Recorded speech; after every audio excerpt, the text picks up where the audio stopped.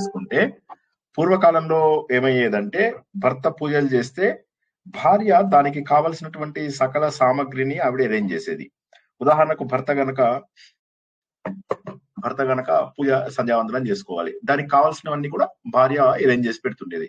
అదే విధంగా ఏ పూజలు చేయాలన్నా, ఏ వ్రతాలు చేయాలన్నా భార్య మిగతా అరేంజ్మెంట్స్ అన్ని చేసేది అనమాట. అందువల్ల ఏమయ్యేదంటే భర్త చేసే పూజ అంటే భర్త ఏదైతే చేస్తాడో వాక్కు ద్వారా దీని ద్వారా ఆ పూజలలో సగభాగం భార్యకి వెళ్ళేది. ఎందుకని భార్య కూడా కష్టపడి అందులోపల దానికి కావాల్సినవన్నీ అరేంజ్ చేస్తుంది. ఇప్పుడు నేను ఉదాహరణకి నేను సంధ్యావందనం చేసుకోవాలనుకోండి, నాకు సంధ్యావందనానికి ఏం కావాలి? నాకు మంచిగా ఈ ఉద్ధరిని ఇవన్నీ కావాలి కదా, అవన్నీ ఇక్కడ పెట్టేసి అన్ని రకాల ఇవి పెట్టి మనకు విభూది ఇవన్నీ దగ్గర పెట్టి, నీళ్లు దగ్గర పెట్టి, ఒక చెంబుతో మళ్ళీ ఎక్స్ట్రా నీళ్లు పెట్టి, ఓకే, ఒక దర్భాసనం వేసి, అప్పుడు ఏమవుతుంది, జస్ట్ మగవాళ్ళు స్నానం చేసి వచ్చేసి కూర్చున్నారు అనుకోండి, కూర్చుంటే ఏమవుతుంది, వాళ్ళు చేస్తారు. కానీ ఒక్కొక్కసారి ఏమవుతుంది, మనంతటా మనమే చేసుకోవాలి అనుకుంటే మనం జనరలీ చెయ్యం, మనకు బద్ధకం వేస్తుంది. కానీ అదే ఎవరైనా అన్ని రెడీ చేసి పెట్టిన తర్వాత మనం ఏం చేస్తాము, ఆ రెడీగా ఉన్నందుకోసమైనా చేస్తాం అన్నమాట. చేయడం వల్ల ఏమవుతుందంటే ఇద్దరికి లాభం, చెరి సగం పుణ్యం వస్తుంది అని అంటారు. అదే విధంగా మిగతా పూజలు అన్నిట్ల లోపల కూడా మగవాళ్ళు చేసే పూజలు చేతులతోటి నెయ్యి వేయడము, అవి వేయడము. అయితే భార్య దానికి కావాల్సినటువంటి ఆహారము, దానికి కావాల్సినటువంటి నైవేద్యాలు అన్ని చేయడము, మడి కట్టుకొని మొత్తం అన్ని పనులు చేయడము, ఇల్లంతా శుభ్రం చేయడము, అలాగా బాధ్యతలని సరిగా విభజించుకున్నప్పుడు ఏమవుతుందంటే ఒకవేళ పుణ్యం అనేది వచ్చి ఉంటే ఇద్దరికి వస్తుంది, పాపం వచ్చినా ఇద్దరికి వస్తుంది. అయితే ఈ రోజుల్లో అట్లా లేదు కదా. ఈ రోజుల లోపల అలా అరేంజ్ చేసే వాళ్ళు లేరు, ఎవరి పనులు వాళ్ళే చేస్తున్నారు కాబట్టి జనరల్ గా తక్కువ ఉంటుంది. అందుకోసం అంటారు భర్త చేసే పనిలో భార్యకు సగం వస్తుంది అని అనడానికి కారణం ఏంటంటే అది. నిజం చెప్పాలంటే ఎవరి కర్మకు వారే బాధ్యులు, అంతే, సింపుల్. మన ఏదో సామెత ఉంది, మీరు వినే ఉంటారు, పిల్లల్ని కంటాం గాని వాళ్ళ జాతకాలు మనం కంటామా అని చెప్పేసి అంటారు. సో దాని అర్థం ఏంటంటే ఎప్పటి జన్మలలో ఎవరెవరి దగ్గర రుణం ఉన్నామో వాళ్ళందరూ భార్య, పిల్లలు, మిత్రులు, బంధువులు ఇలా వస్తారు. మంచి చేసుకున్నా చెడు చేసుకున్నా ఏదో ఒక రూపంలో మనకు కలుస్తున్నారు. మనకు కలుస్తున్నారు అంటే ఏదో ఒక పూర్వజన్మ ఏదో బంధం ఉండడం బట్టే కలుస్తారు అన్నమాట. ఆ బంధం మంచిదవచ్చు, చెడ్డదవచ్చు. కొంతమంది పిల్లలు పుట్టడంతో రాక్షసుల్లాగా ఉంటారు. అంటే ఏమవుతుంది, దానికి కారణం ఏంటి, పూర్వజన్మలో వాళ్ళు మన శత్రువులు ఉండొచ్చు. కొంతమంది పూర్వజన్మ లోపల మనం చాలా సేవ చేసి ఉండొచ్చు. అట్లా వాళ్ళు ఈ జన్మ లోపల పిల్లల్లాగా పుట్టి మనకు సేవ చేసే వాళ్ళై తల్లిదండ్రుల్ని బాగా రోజుల పాటు జాగ్రత్తగా చూసుకునే వాళ్ళు అట్లా కూడా ఉంటారు. కాబట్టి ఏదైనా కూడా ప్రపంచం నడిచేది అంటే భగవంతుడి నియమం ఏదైతే మనం భజగోవిందంలో ఈ ప్రపంచం మొత్తానికి ఒక నియంత ఉన్నాడు అని చెప్పి తెలుసుకో అని చెప్పేసి చెబుతారు కదా. ఇదంతా కూడా నువ్వు నడిపిస్తున్నాను అనుకుంటున్నావు, కానీ కాదు. చాలా ఆశ్చర్యకరమైనటువంటి విషయాలను నడిపిస్తున్నటువంటి ఒక నియంత ఉన్నాడు. ఆయన అనుసరించి ఆ పద్ధతి ద్వారా వస్తుంది. ఇప్పుడు మనం చూస్తున్నటువంటి భూమి ఇంతదని ఎన్నోసార్లు చెప్పుకున్నాం. అది వాట్సాప్ లో ఒక బొమ్మ వచ్చిందండి, ఆ బొమ్మ నేను వీలైతే షేర్ చేస్తా. అలాంటి దాంట్లో దీనికంటే ఎన్నో వేల లక్షల రెట్లు, కోట్ల రెట్లు పెద్దవి నక్షత్రాలు. మనకు కనిపించే నక్షత్రాలన్నీ కూడా కుప్పలుగా కనిపిస్తున్నాయి కదా, అవి మన భూమి కంటే కోట్ల రెట్లు పెద్దవి. ఇది గెలాక్సీ. ఇలాంటి గెలాక్సీలు మళ్ళీ కోట్ల కొద్ది ఉన్నాయి. ఇదంతా కలిపితే ఒక విశ్వం. మళ్ళీ ఇలాంటి విశ్వాలు ఇంకా మరి ఎన్ని ఉన్నాయో తెలియదు మనకు తెలిసే కనిపించేది కొంతవరకు మాత్రమే. సో ఇంత నడుస్తుంది అంటే కారణం మనం ఉన్నది ఇంత చిన్న జాగాలో ఉన్నాం మనం, అంతే, చాలా చిన్న జాగా. ఈ జాగా కూడా ఏంటి, కొద్దిగా వర్షం పడిందంటే అయిపోయింది. ఒక్కరోజు సముద్రుడు పొంగాడు అంటే మనకు అసలు ఉనికే లేదు. ఎందుకంటే ఉన్నది 70% నీరు, 30% భూమి. ఆ 30% భూమిలో కూడా బాగా ఉండడానికి ఒక 15-20% భూమి మాత్రమే చక్కగా ఉంది. కాబట్టి మీ వాయిస్ బ్రేక్ అవుతా ఉంది, నాకు మాత్రమేనా ఏమో తెలియదు. మీ వాయిస్ బ్రేక్ అవుతుంది సార్. బాగానే వస్తుందండి, మాకు బాగానే వస్తుంది. బాగానే ఉంది సార్. ఓకే, అయితే రాజేశ్వర్ గారు ఒక్కసారి మీరు బయటికి వెళ్ళి మళ్ళీ జాయిన్ అవ్వండి. Okay sir, okay sir. బయటికి వచ్చేసి మళ్ళీ జాయిన్ అవ్వండి, అప్పుడు ఈజీ అవుతుందేమో. ఒక్కసారి ట్రై చేసి చూడండి అట్లా. సో కాబట్టి ఏంటంటే ప్రకృతి నియమాలు అన్ని కూడా మీరు ఒప్పుకున్నా ఒప్పుకోకపోయినా, దేవుడున్నాడని నమ్మినా నమ్మకపోయినా, మీరు హిందూ అయినా కాకపోయినా, ప్రకృతి నియమాలు అందరికీ ఒకటే. కర్మ దానికి తగినటువంటి ఫలితము తీసుకోవాల్సిందే. అందుకే దీన్ని ఏమంటారు, కర్మ జన్మ అంటూ ఉంటారు. కాబట్టి ఏంటంటే ఏది చేస్తే అదే వస్తుంది, ఏ విత్తనం నాటితే అదే చెట్టు వస్తుంది. అదే విధంగా ఏ కర్మ చేస్తే అదే దానికి సంబంధించినటువంటి ఫలితమే వస్తుంది. ఓకేనా, ప్రారంభించుకుందాం. అంతరాయ తిమిరోపశాంతయే శాంత పావనమచించ వైభవం తం నరం వపుషి కుంజరం ముఖే మన్మహే కిమపి తుందిలం మహా వసుదేవసుతం దేవం కంసచానూరమధనం దేవకీ పరమానందం కృష్ణం వందే జగద్గురుం శ్రీకృష్ణం వందే జగద్గురుం. భగవద్బంధువులకు, ఆత్మస్వరూపులకు, సత్యాన్వేషులకు స్వాగతం, సుస్వాగతం.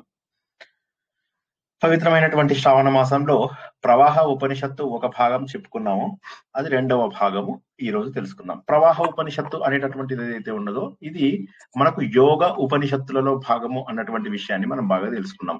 ఈ యోగ ఉపనిషత్తులు ఏవైతే ఉన్నాయో ఇవి మనకు సాధనకు ఉపయోగపడతాయి. అంటే మనం సాధన చేయడానికి ఏ విధంగా మనం సాధన చేస్తే బాగుంటుంది అనేటటువంటివి. అంటే మిగతా ఉపనిషత్తులన్నీ కూడా మనలో ఉన్నటువంటిది, ఆ ప్రపంచంలో ఉన్నటువంటిది, అంటే జీవాత్మ పరమాత్మ అని ఏవైతే అంటామో ఆ రెండు సమానము అన్నటువంటి విషయాన్ని తెలియజేస్తాయి. అథర్వణ వేదం ఏంటంటే ప్రాక్టికల్ నాలెడ్జ్. ఇది ఒక ఆయన శిష్యుడు చాలా బాధపడుతున్నాడు. ఆనందం అనేది ఏంటి, అసలు ఆనందం అనేది ఎప్పుడు దొరుకుతుంది, నాకు ఏం చేస్తే దొరుకుతుంది, గురువు గారు నాకు ఈ విషయం చెప్పలేదు కదా అని పొద్దున్నే ఎర్లీ మార్నింగ్ గురువు గారి దగ్గరికి వెళ్ళిపోతారు.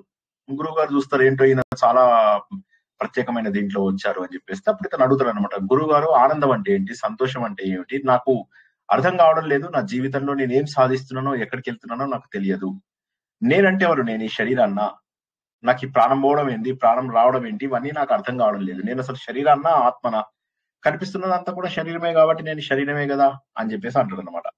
అప్పుడు గురువు గారు చెప్తారు, లేదు నీకు ఇవాళ కొత్త టాపిక్ చెప్తాను అని మిగతా శిష్యులందరినీ కూడా పిలుస్తారు. అందరినీ రండి అసెంబ్ల్ చేయండి అనగానే అప్పుడు మిగతా శిష్యులందరూ కూడా అక్కడ కూర్చుంటారు. కూర్చోగానే ఈ రోజు నేను ప్రవాహ ఉపనిషత్తు అని దాని గురించి చెప్తాను అంటారు. అనగానే వీళ్ళందరూ అడుగుతారు, ప్రవాహ ఉపనిషత్తు అంటే ఏంటి గురువు గారు అంటే, ప్రవాహము అంటే ఏంటంటే ఈ శరీరం ఏదైతే ఉన్నదో ఒక చోటు నుంచి మరొక చోటికి శక్తి గాని, వాయువు గాని, రక్తము గాని ఇవన్నీ కూడా ప్రసరించడమే ప్రవాహము. ఇదంతా కూడా ఒక ప్రాణముతోనే ప్రవహిస్తుంది. అందుకోసం అని చెప్పి దీన్ని ప్రాణము అని చెప్పేసి అంటారు. మన శరీరం లోపల 72,000 నాడులు ఉన్నాయి తెలుసా. ఆ నాడులలో ఉన్నటువంటి చలనం ద్వారా మనకు శరీరంలో ప్రతి భాగానికి శక్తి రావడం కూడా జరుగుతుంది. కాబట్టి నువ్వు ఆ విషయాన్ని గుర్తుంచుకో శిష్య అనగానే ఇతను ఆశ్చర్యపోయి, అవును కరెక్టే, కాకపోతే ఇది నాకు ఆనందాన్ని ఇవ్వడంలో నాకు ఏ విధంగా నాకు ఉపయోగపడుతుంది అంటే, అప్పుడు దాని గురించి ఆయన మనకు గత వారం చెప్పినటువంటి కొన్ని విషయాలు ఏంటంటే, మనం ఏదైతే ధ్యానం ద్వారా ఆ శక్తిని ఏదైతే మనం గుర్తుపెట్టుకుంటామో ఆ శక్తి, కుండలిని శక్తి ఇలా పైకి లేస్తూ ఒక్కొక్క చక్రాన్ని దాటుతూ ఉంటుంది అన్న విషయాన్ని తెలుసుకున్నాం. అయితే ఈ ఆనందం మనకు గాఢ నిద్రలో ఉన్నప్పుడు వస్తుంది కదా అంటే అందరూ ఒప్పుకుంటారు, శిష్యులందరూ అవును నిజమే, గాఢ నిద్రలో ఉన్నప్పుడు వస్తుంది, కరెక్టే. సో దానికి మనము ఆ గాఢ నిద్రలో ఉన్నప్పుడు నువ్వు ఏమీ చేయకపోయినా కూడా నీకు వస్తుంది. కానీ మన శరీరాన్ని ఎప్పుడూ కూడా యాక్టివ్ గా ఎవరైతే పెట్టుకుంటారో వాళ్ళకి ఈ శరీరం ఎప్పుడూ కూడా ఉపకరిస్తుంది. శరీరాన్ని ఎప్పుడూ డైనమిక్ గా పెట్టుకోవాలి. మనకైనా శ్రీశ్రీ చెప్తారు కదా, శ్రీశ్రీ కాదు ఆయన, ఈసురేమని మనుషులు ఉంటే దేశమే గతి బాగుపడును అంటాడు కదా. సో కాబట్టి అలాగా జనాలంతా డల్ గా ఉంటే ఈ ప్రపంచము బాగుపడదు, నువ్వు కూడా బాగుపడవు. కాబట్టి ఆ నిద్రలో ఏదైతే నువ్వు ఆనందాన్ని పొందావో అది ప్రవాహము, ఆ ప్రవాహ స్థితి, అది శాశ్వతమైనటువంటి స్థితి. కాబట్టి మనకేంటంటే హయ్యెస్ట్ టాలెంట్ ని సంపాదించుకోవడానికి 5 మార్గాలు ఉన్నాయని మనకు జీవితంలో ఉన్నటువంటి అంశాల గురించి ఆయన చెప్పాడు గత వారం. ఏమని, మనకు ముందుగా ఈ భౌతిక అవసరాలు అంటే రోటీ కపడా మకాన్ తర్వాత మనకు సేఫ్టీ తర్వాత సోషల్ నీడ్స్, తర్వాత మనకు ఇంకా అందరికంటే కూడా గొప్పగా ఉన్నాను అని చెప్పబడే ఎస్టీమ్ నీడ్స్.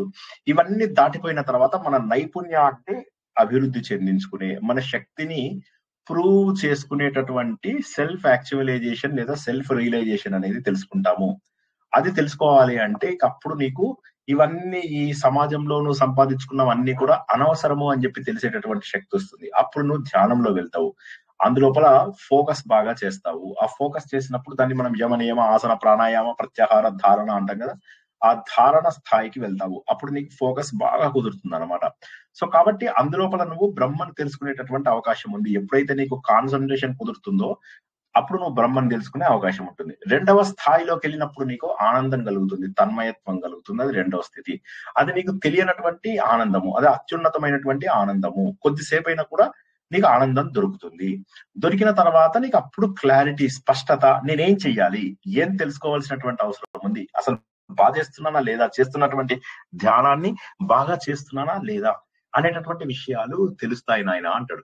అనగానే ఈ శిష్యులందరూ కూడా అడుగుతుంటారు, కరెక్టే, కానీ అసలు ఏంటి ప్రాణం అంటే ఏంటి, అసలు ఏం చేస్తున్నాం మనం ఇది అంటే, ఈ ప్రాణముని నువ్వు మామూలుగా ప్రాణంని ఎక్సర్సైజెస్ ద్వారా, ప్రాణాయామము అని ఏదైతే అంటారో ఆ ప్రాణాయామము ద్వారా నువ్వు ప్రాణాన్ని కూడబెట్టుకుంటావు, ప్రాణాన్ని విస్తరిస్తావు, దాన్ని శరీరం అంతా కూడా వివిధ భాగాలు పనిచేయడానికి ఉపయోగిస్తావు. ఒక్కసారి అర్థం కావాలని అడుగుతారా? ఈ ప్రాణాన్ని ఒక దగ్గర తీసుకోవడం అంటే ఇన్హేల్ చేసుకోవడం, తర్వాత శరీరం అంతా కూడా శక్తి రూపం లోపల దాన్ని పంపించేయడం. ఈ పాయింట్ అర్థం కాని వాళ్ళు ఎవరైనా అడుగుతారా? ప్రాణాయామం అంటే ఇది. ప్రాణాయామం డెఫినేషన్ అర్థం కాని వాళ్ళు ఒకసారి అడగండి.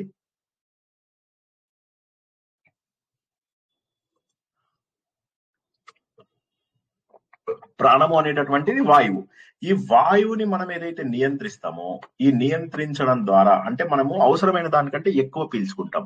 అంటే ప్రాణాయామంలో మనం ఏం చేస్తామంటే, మామూలుగా మనం పీల్చుకున్నప్పుడు మన లంగ్స్ లోపల కొంత భాగం మాత్రమే నిండుతుంది, కానీ ప్రాణాయామం చేస్తున్నప్పుడు ఎక్కువ భాగం నిండుతుంది. మన లంగ్స్ లోపల ఎంత గాలి ఉంటే అంత మంచిది.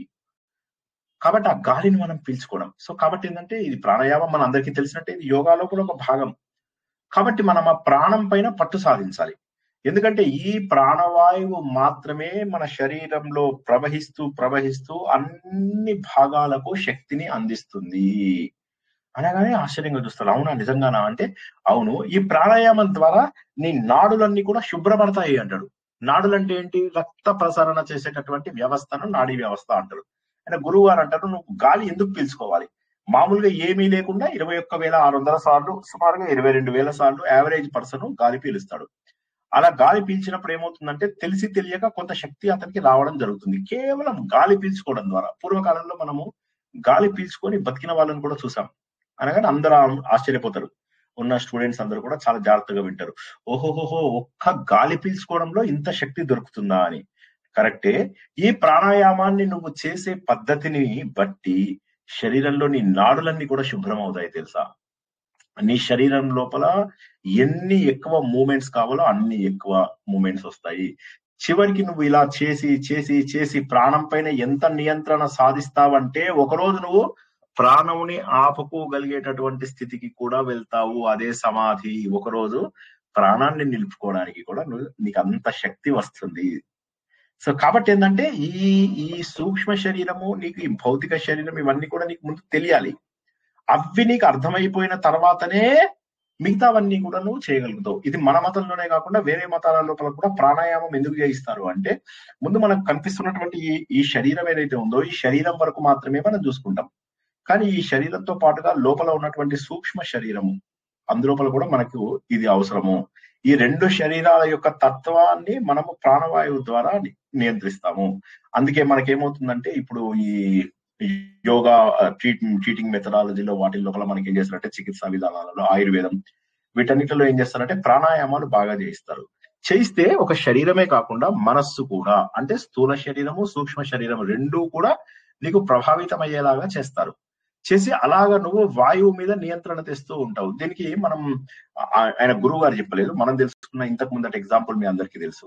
ఇప్పుడు మనకు కోపం వచ్చినప్పుడు స్పీడ్ గా మనకు మాటలు వస్తూ ఉంటాయి, ఆ గాలి కూడా చాలా స్పీడ్ గా కొట్టుకుంటూ ఉంటుంది. కోపం వచ్చినప్పుడు ఇంకో రకంగా వాయువు ఇంకొక రకంగా మనకు తెలుస్తూ ఉంటుంది, ఆవేశం వస్తూ ఉంటుంది, ఒక్కొక్కసారి మాట కూడా రాదు, అంత కోపం వస్తుంది. ఇదంతా కూడా వాయువు యొక్క చలనం. నీ ఎమోషన్స్ ద్వారా నీ వాయువు చలనం మారింది. జాగ్రత్త వినండి. ఎమోషన్స్ మనకు వచ్చేటటువంటి బయట ఫీలింగ్స్ ద్వారా నీ గాలి యొక్క చలనము ఏ విధంగానైతే ప్రభావితమైందో, అదే విధంగా నీ వాయువుని నియంత్రించడం ద్వారా ఫీలింగ్స్ ని కంట్రోల్ చేసుకోవచ్చు, రివర్స్. ఈ పాయింట్ అర్థం కాని వాళ్ళు ఒక్కసారి అడగండి. ఇది ఇంతకు ముందు చెప్పాను, నేను మన ఉత్తర గీత చెప్పినప్పుడు చెప్పాను. ఎవరికైనా అర్థం కాకపోతే అడగండి, ఒక్క పాయింట్ అడగండి. హలో, జై శ్రీకృష్ణ సార్. మరొకసారి చెప్పండి. ఇప్పుడు మీరు కోపం వస్తే ఏమొస్తుంది? గాలి వేడిగా అనిపిస్తుందా లేదా? కోపంగాను వేడిగాను వస్తుందా లేదా? ఫాస్ట్ గాను నువ్వు ఆ రోజు ఇట్లా అట్లా ఉన్నావు, నేను ఊరుకున్నా, నేను మీ ఇంటికి వచ్చేసి మీ ఇంట్లో అన్నం వండి పెట్టాను. ఆ గాలి ఆందోళన అంటే మీకు గాలి ఎక్కువ తక్కువ రావడం, అవునా? అంటే మీ ఫీలింగ్ ను బట్టి మీ గాలి కదలిక మారిందా లేదా? మీ గాలి ఎక్కువ కొట్టుకోవడం తక్కువ కొట్టుకోవడం జరుగుతుందా లేదా? మీకు ఈవెన్ బీపీ వచ్చిన వాళ్ళకు కూడా ఆ గాలి యొక్క కదలిక వల్లనే మీకు బ్లడ్ మీద ప్రెషర్ పడి బ్లడ్ కూడా మీకు స్పీడ్ గా బ్లడ్ ప్రెషర్ రావడం కూడా అక్కడ జరుగుతుంది అన్నమాట. సో కాబట్టి ఏమవుతుందంటే మీ ఫీలింగ్స్ వల్ల మీ శరీరంలో ఉన్నటువంటి నాడీ వ్యవస్థ, వాయువు అనబడే ప్రాణ వ్యవస్థ ప్రభావితం అవుతాయి. ఇది మీకు అర్థమైందా లేదా? మీకు వచ్చే ఫీలింగ్స్ వల్ల శాంతంగా ఉన్నప్పుడు చాలా ప్రశాంతంగా మెల్లగా గాలి పీల్చుకుంటూ ఉంటాం. ఎంత తక్కువ గాలి పీలిస్తే అన్ని రోజులు బతుకుతాం, అంత ప్రశాంతంగా బతుకుతాం. ఇప్పుడు మీరు కుక్కలు చూసినట్టయితే ఎంత ఫాస్ట్ గా గాలి పీలుస్తాయి, విపరీతమైనంత ఫాస్ట్ గా గాలి పీలుస్తాయి. అందుకని కుక్కలు చాలా తొందరగా చనిపోతాయి. అదే మీరు తాబేలు చూస్తే అసలు గాలి పీల్చినట్టే ఉండదు, అది 300-400 ఏళ్ళు కూడా బతుకుతుంది. ఎవరో మ్యూట్ లో లేరండి, ప్లీజ్ మ్యూట్ లో పెట్టుకోండి.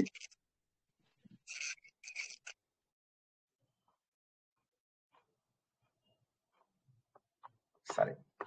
సో అప్పుడు ఏమవుతుంది మనకు ఆ విధంగా మనం ఇక్కడ గుర్తుంచుకోవాల్సినటువంటి విషయం ఏంటంటే, మనకు నిత్య జీవితంలో జరిగేదే ఇది, ఏది కూడా ఇది కొత్తది కాదు. మనకు వచ్చేటటువంటి ఆవేశం వల్ల, కోపం వల్ల, ఆందోళన వల్ల మన లోపల వాయువు తర్వాత రక్త ప్రసరణ మారుతూ ఉంటాయి.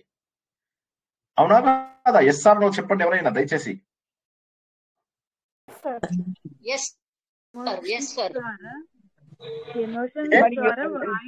చిన్న డౌట్ అండి నాకు. యోగా చేసేటప్పుడు ప్రాణాయామాలు చేసేటప్పుడు కొంచెం స్పీడ్ గా కూడా చేయించుతారు కదా భస్త్రికాయ.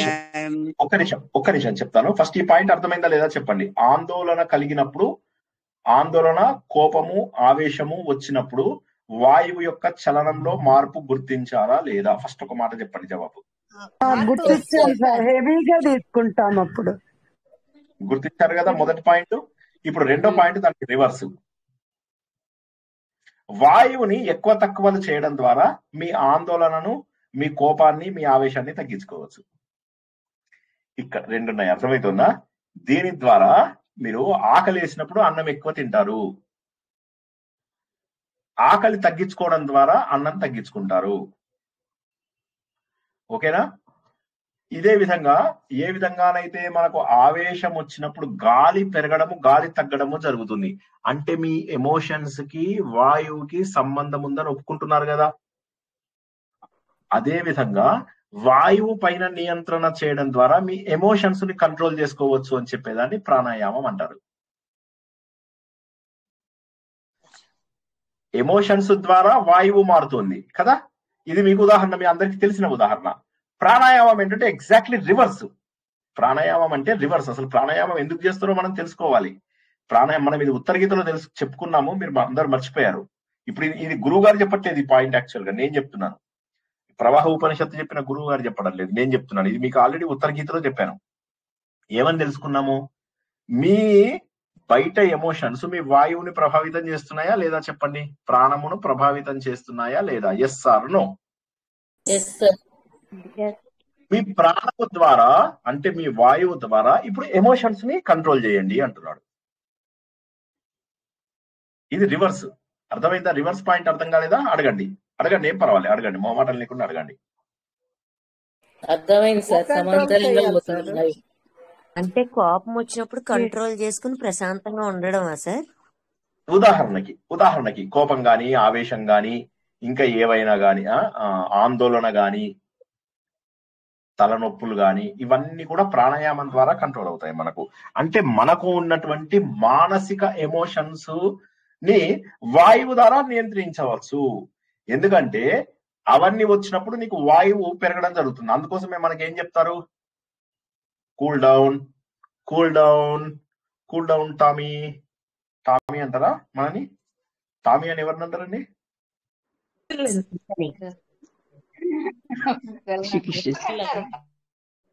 మమ్మల్ని అనరు అని చెప్పి అనాలి మీరు డైరెక్ట్ గా. So cool down, cool down, cool down, take a deep breath, take a deep breath. అదే చెప్పండి. ఎందుకంటే మీరు ప్రాణము నియంత్రించడం ద్వారా, అంటే వాయువుని నియంత్రించడం ద్వారా, అంటే ఇంగ్లీష్ లోపల చెప్పాలంటే వాయువుని కంట్రోల్ చేయడం ద్వారా మీ ఎమోషన్స్ ని, మీ భావములను మీరు నియంత్రించవచ్చు, మీ భావములను మీరు కంట్రోల్ చేయవచ్చు. ఇది ఒక బ్యూటిఫుల్ కాన్సెప్ట్ అన్నమాట. మొత్తం మన యమనియమ ఆసన ప్రాణాయామ ప్రత్యాహార ధారణ ధ్యాన సమాధి లోపల ఈ ప్రాణాయామం అనేటటువంటి మెట్టు ఎప్పుడు కూడా యోగాసనాల తర్వాత వచ్చే మెట్టు. యోగాసనాలలో మనం ఏం చేస్తాము, స్థిరంగా కూర్చుని ఇలా స్ట్రైట్ గా కూర్చుంటాం. ఎప్పుడైనా గుర్తుంచుకోండి, మీరు ఏ రోజు ధ్యానం చేసినా పడుకొని ధ్యానం చేస్తాను సార్ అంటే కుదరదు. మా సోఫా, నేను రోజు కూర్చునే సోఫా ఉంది కదా, రేపు మళ్ళీ కూర్చుంటాను, దాని మీద చూపిస్తాను.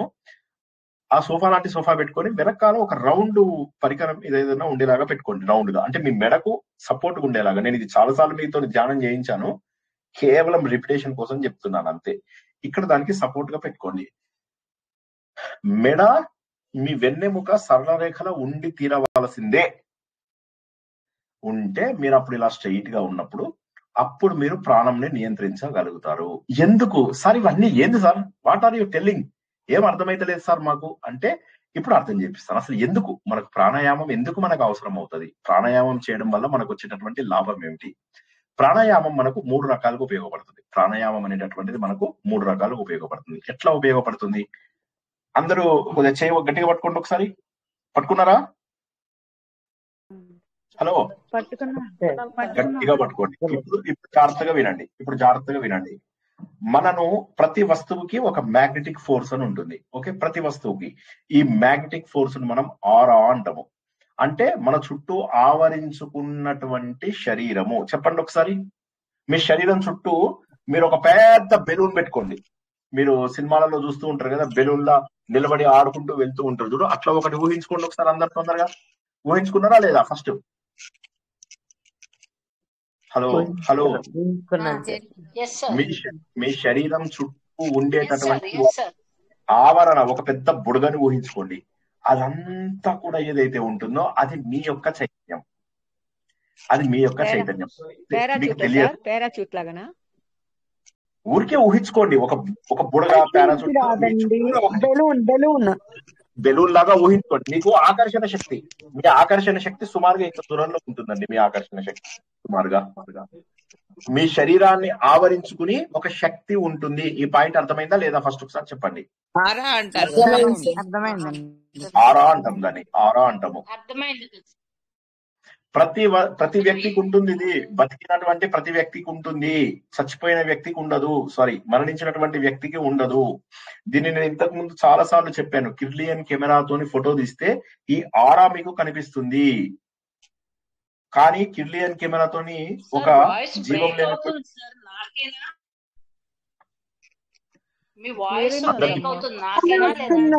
మాకు బానే వస్తుంది.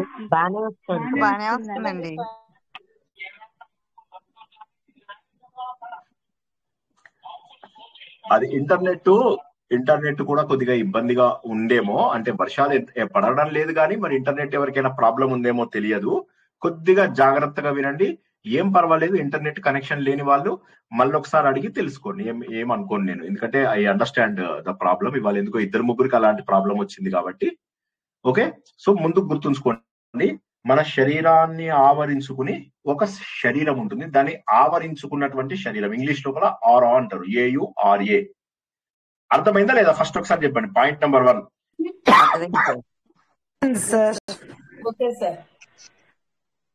ఓకే, ఇది గురువు గారు, ఇది నేను చెప్పడం లేదు,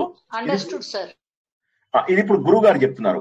ఎవరు ఇప్పుడు ఇది నేను చెప్పటం లేదు, ఇందాక చెప్పింది నేను. ఇప్పుడు మళ్ళీ గురువు గారు తను మళ్ళీ టేక్ ఓవర్ చేసేసారు. కొద్దిసేపు ఆయన, కొద్దిసేపు నేను అన్నమాట, పాత్రధారణం అవుతూ ఉంటాం. సో ఆయన ఏం చెప్తున్నాడంటే, శిష్యులందరికి చెప్తున్నాడు, నీకు తెలుసా నీ శరీరం లోపల ఆవరించుకుని ఇంకొక శరీరం ఉంటుంది.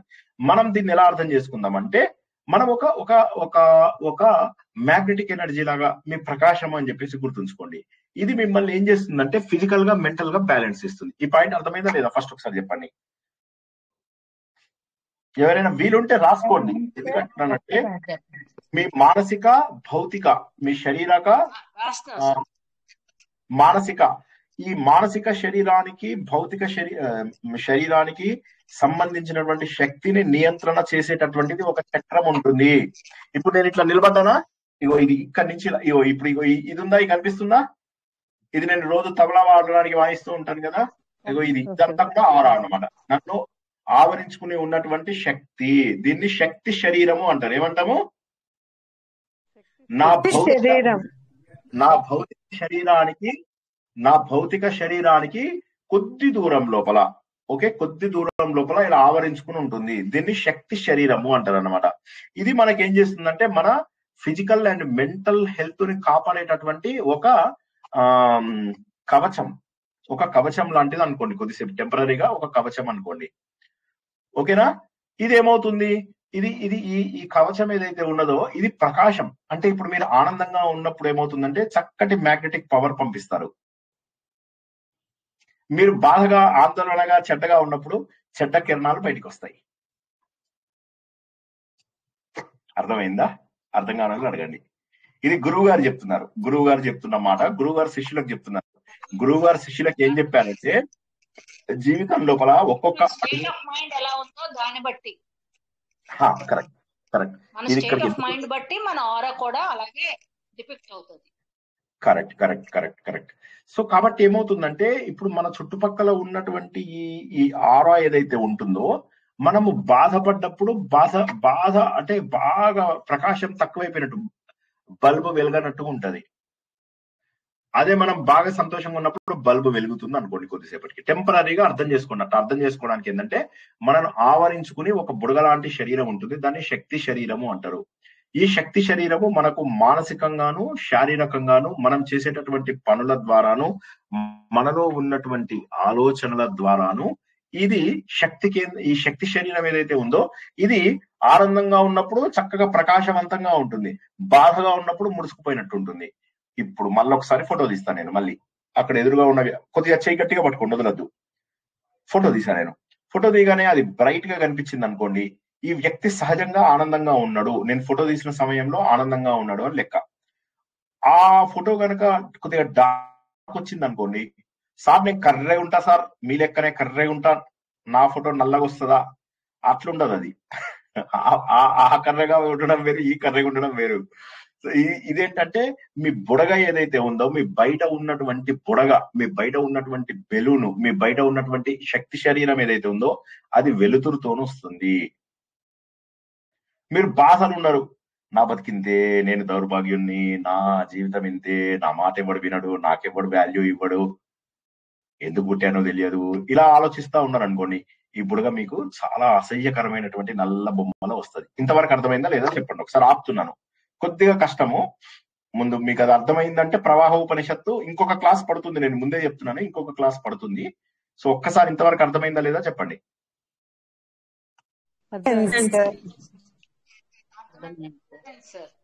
చెప్పండి. ఇప్పుడు సుమిత్ర గారు ఒక్కసారి చూడండి, మన చుట్టూరా ఏముంటుంది? ఆరా ఉంటుంది. ఆరా ప్రకాశంగా ఉంది అంటే అర్థం ఏంటి? సంతోషంగా ఉన్నట్లు. ఆరా మాసిపోయిన ఫోటో లాగా వస్తే బాధగా ఉన్నట్లు. నేను కర్రెగా ఉన్నాను కానీ సంతోషంగా ఉన్నాను, ఫోటో ఎట్లా వస్తుంది? ప్రకాశంగా వస్తుంది. ప్రకాశంగా వస్తుంది. నేను కర్రెగా ఉన్నాను అండ్ బాగా బాధపడుతున్నాను, కర్రీగా వస్తుంది సార్. అంటే నేను తెల్లగా ఉన్నాను, చాలా సంతోషంగా ఉన్నాను,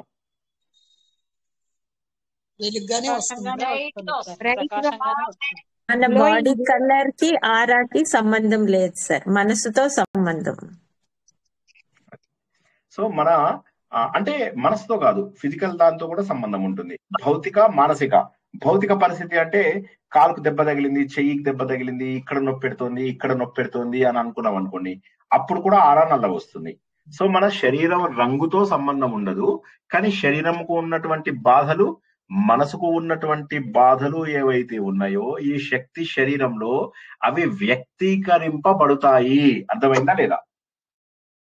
రెండింటికి కంబైన్డ్ గానా సార్? శరీరానికి మనసుకి రెండింటికి. శరీరం కర్రెగా వస్తుంది ఫోటో, మనసు బాగా లేకపోయినా కర్రెగా ఉంటది ఫోటో. ఇప్పుడు మీకు ఎవడన్నా ఒకటి గట్టి కొట్టాడు అనుకోండి, మీకు నొప్పి అనిపిస్తుందా లేదా? అనిపిస్తుంది.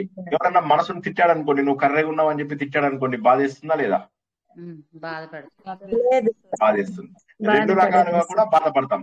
సో ఆ బాధ అంటే మనము ఆనందంగా ఉన్నప్పుడు ఈ ప్రకాశము వెలుతురుగా ఉంటుంది, బాధగా ఉన్నప్పుడు అది నల్లగా ఉంటుంది, మసక బారి ఉంటుంది. ఆ టైం లోపల మీరు వాళ్ళతోని ఫ్రెండ్షిప్ చేస్తారు. మా స్టూడెంట్స్, శ్రీనివాస్ స్టూడెంట్స్ అందరు ఎట్లా అంటున్నారు అంటే, ఏం వదినే, ఏమున్నావు, ఎట్లున్నావు, ఏం చేయాలా, పక్కింటోడి కూతురు ఎవరితోనో వెళ్ళిపోయింది, ఈ చెడ్డ మాటలు మాట్లాడడం మొదలెడతారు వాళ్ళు. ఈ గలీజ్ మాటలు మాట్లాడే వాళ్ళ దగ్గర మనం వెళ్ళి కూర్చుంటాం. ఇది కాక మళ్ళా ఇది సరిపోదని చెప్పేసి ఈ ఫోన్ల లోపల 3000 కాంటాక్ట్లు. కోరి దేవుడా, 3000 మందితో మాట్లాడుతున్నారు. నా స్టూడెంట్స్ చాలా తెలివైన వాళ్ళు. సో వీళ్ళందరూ ఏం చేస్తున్నారు, శ్రీనివాస్ స్టూడెంట్స్ ఏం చేస్తున్నారు, ఎంత మందితో మాట్లాడుతున్నారు?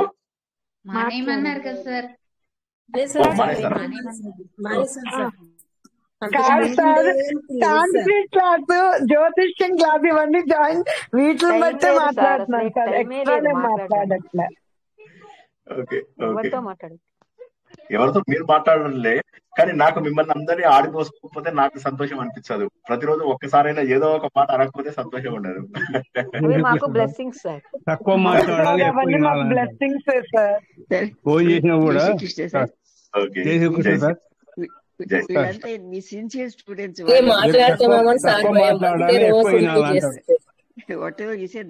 ఉంటారు సార్, అందరూ అలా చెప్తూ ఉంటారు. ఇప్పుడు ఒక్కసారి మళ్ళీ జాగ్రత్తగా ఉండండి. ఇప్పుడు మనము మొదటి విషయం తెలుసుకున్నాం, మన చుట్టూరా ఒక బుడగ ఉంటుంది. ఆ బుడగ బాగున్నప్పుడు మీరు మనుషులతో మాట్లాడండి, ఆ బుడగ బాగాలేనప్పుడు వాళ్ళ దగ్గరికి వెళ్ళకండి. అంటే ఇండైరెక్ట్ గా చెప్తున్నా, ఇది ఆయన గురువు గారు చెప్పలే, ఇది శ్రీనివాస్ చెప్తున్నాడు. నెగటివ్ పీపుల్ దగ్గరికి వెళ్ళొద్దు అని చెప్తున్నాడు. ఇక్కడ గురువు గారు ఏమంటున్నారంటే నెగటివ్ పీపుల్ దగ్గరికి వెళ్ళొద్దు అన్నాడు. మన ప్రవాహ ఉపనిషత్తు కథ లోపల మనం ఏం తెలుసుకున్నాము, ఆయన వెళ్ళి గురువు గారి దగ్గరికి, మనం నెగిటివ్ గా ఆలోచించకపోయినా వాళ్ళు నెగిటివ్ గా ఆలోచించే వాళ్ళ దగ్గరికి వెళ్ళొద్దు అంటారా, మనం పాజిటివ్ గా ఉన్నా కూడా? ఎస్ ఎస్, చాలా బాగా చెప్పారు. Correct correct. నేను అది బహుశా నేను సరిగ్గా ఎక్స్ప్లెయిన్ చేయలేదు. కరెక్ట్, మీరు చెప్పింది కరెక్ట్. మన మూడు బాగున్నా సరే మూడు బాలేనోడి దగ్గరికి వెళ్ళొద్దు, వెళ్ళి వాళ్ళని అనవసరంగా కెలకద్దు. ఇప్పుడు ఉదాహరణకి శ్రీకృష్ణ భగవానుడు అర్జునుడు ఏదేదో మాట్లాడుతున్నాడు, నేను ఇట్లా చేయాలి అట్లా చేయాలి, పిండం ఉండకుండా ఎంతో మంది ఇదైపోతారు, ఆడవాళ్ళందరూ ఇష్టం వచ్చినట్టుగా చేయడం వల్ల కులాలు నాశనం అవుతాయి, ఎన్ని మాటలు మాట్లాడినా కూడా మళ్ళీ ఏమంటాడు, వాళ్ళందరూ ఆతతాయిలు అందరూ కూడా క్షమార్హులు కాదు, కానీ నేను వాళ్ళని క్షమించేస్తా. మనము తెలివైన వాళ్ళము, మనం క్షమించాలి. వాళ్ళంటే తెలివి తక్కువ వాళ్ళు, వాళ్ళకేం తెలియదు, కానీ మనం తెలివైన వాళ్ళం కదా బావా అని అంటే శ్రీకృష్ణుడు ఏం మాట్లాడు, సరే సరే ఓకే ఓకే అనుకుంటా నవ్వుకుంటుంటాడు. తర్వాత మెల్లగా అర్జునుడు అంతా మాట్లాడిన తర్వాత ఏంటి చాలాసేపటి నుంచి మాట్లాడుతున్నా ఏం అనట్లేదు శ్రీకృష్ణుడు అని చూస్తే అప్పుడు శ్రీకృష్ణుడు నవ్వుతూ కనిపిస్తుంది. ఏంటి అంటే, ఈయన ఏంటయ్యా నీకు ఇది ఎలా వచ్చింది, నీకు ఇది నపుంసకత్వం ఎలా వచ్చింది నీకు అనగానే, ఏం చేయమంటావు బావా, ఎదురుగా ద్రోణాచార్యుడు మా గురువు గారు ఉన్నారు, మా తాతగారు ఉన్నారు, ఎలా చంపమంటావు అని కొద్దిగా తగ్గాడు అనమాట. తగ్గిన తర్వాత మళ్ళీ శ్రీకృష్ణుడు 2 మాటలు అనగానే, సరే ఇక బాబు నేనేం చేయలేను, నాకేమీ తోచటం లేదు, నేను నీ శిష్యుడను, నన్ను క్షమించి నన్ను ఏం చేయమంటావో చెప్పు, నాకు మార్గదర్శకత్వం చెయ్యు. భగవంతుడికి పూర్తిగా లొంగాడు. అంటే తమస్సులోంచి రాజసంలోకి వచ్చాడు, రాజసంలోంచి సాత్వికంలోకి వచ్చాడు. సాత్వికంలోకి వచ్చేదాకా మీరు సలహాలు ఇవ్వద్దు, ఇస్తే ఏమవుతుంది, అవతల వాడు ఇంకా రెచ్చిపోయే అవకాశం ఉంది.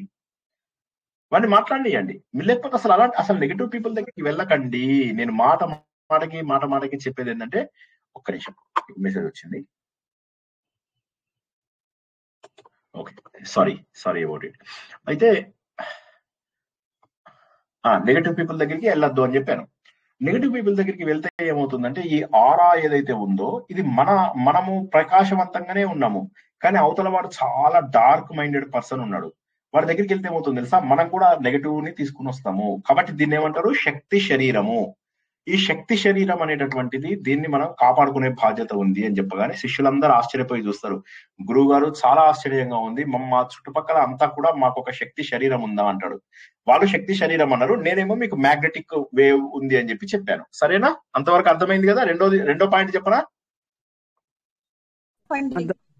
చిన్న డౌట్ అండి. సార్, ఇప్పుడు నేను ప్రాణిక్ హీలింగ్ చేశాను sir, basic pranic healing. So they call it as bioplasmic body. Okay okay. దాన్ని మన వెనకాల ఉండే హెడ్ వెనకాల ఉండేదేమో ఆరా, వెలుగు. ఇప్పుడు మనం భగవంతుడి చిత్రాలు చూసినా కూడా వెలుగు కనపడుతూ ఉంటుంది. సో దట్ ఈస్ కాల్డ్ ఆరా. ఈ ఎనీ డిసీజ్ మన బాడీలోకి ఎంటర్ అవ్వాలంటే ముందు బయోప్లాస్మిక్ బాడీలోకి వస్తుంది. ఒక మీకు టైం ఇస్తే ఒక చిన్న ఉదాహరణ చెప్తాను. చెప్పండి చెప్పండి చెప్పండి. ఎవరన్నా చనిపోయిన చోటుకి వెళ్తాము, అప్పుడు ఏమవుతుందంటే ఆ అందరి యొక్క ఆరా చాలా వీక్ గా ఉంటుంది. మనం కూడా దాని వల్ల ఇన్ఫ్లుయెన్స్ అయ్యి మనం కూడా వీక్ అయిపోతాం, మన ఆరా వీక్ అయిపోతుంది. అందుకే మన పెద్దవాళ్ళు ఇంటికి రాగానే బయటే ఉండి బట్టలు విడిచి స్నానము చేసి వీపూది పెట్టుకొని లోపలికి రండి అంటారు. ఎందుకంటే you are restoring your aura again. అదొకటి. Every object in this universe has got its own aura. Even sofa, stone, బల్ల, ఏదైనా సరే. ఇప్పుడు మనమే ఉన్నాం అనుకోండి సార్, ఉదాహరణకి మనం నీట్ గా డ్రెస్ చేసుకొని ప్యాంటు చుక్కా వేసుకొని షూ వేసుకొని ఆఫీస్ కి వెళ్తే you feel that you are so confident. అదే మురికిపోయిన ఈవెన్ బట్టలకు కూడా ఆరా ఉంది.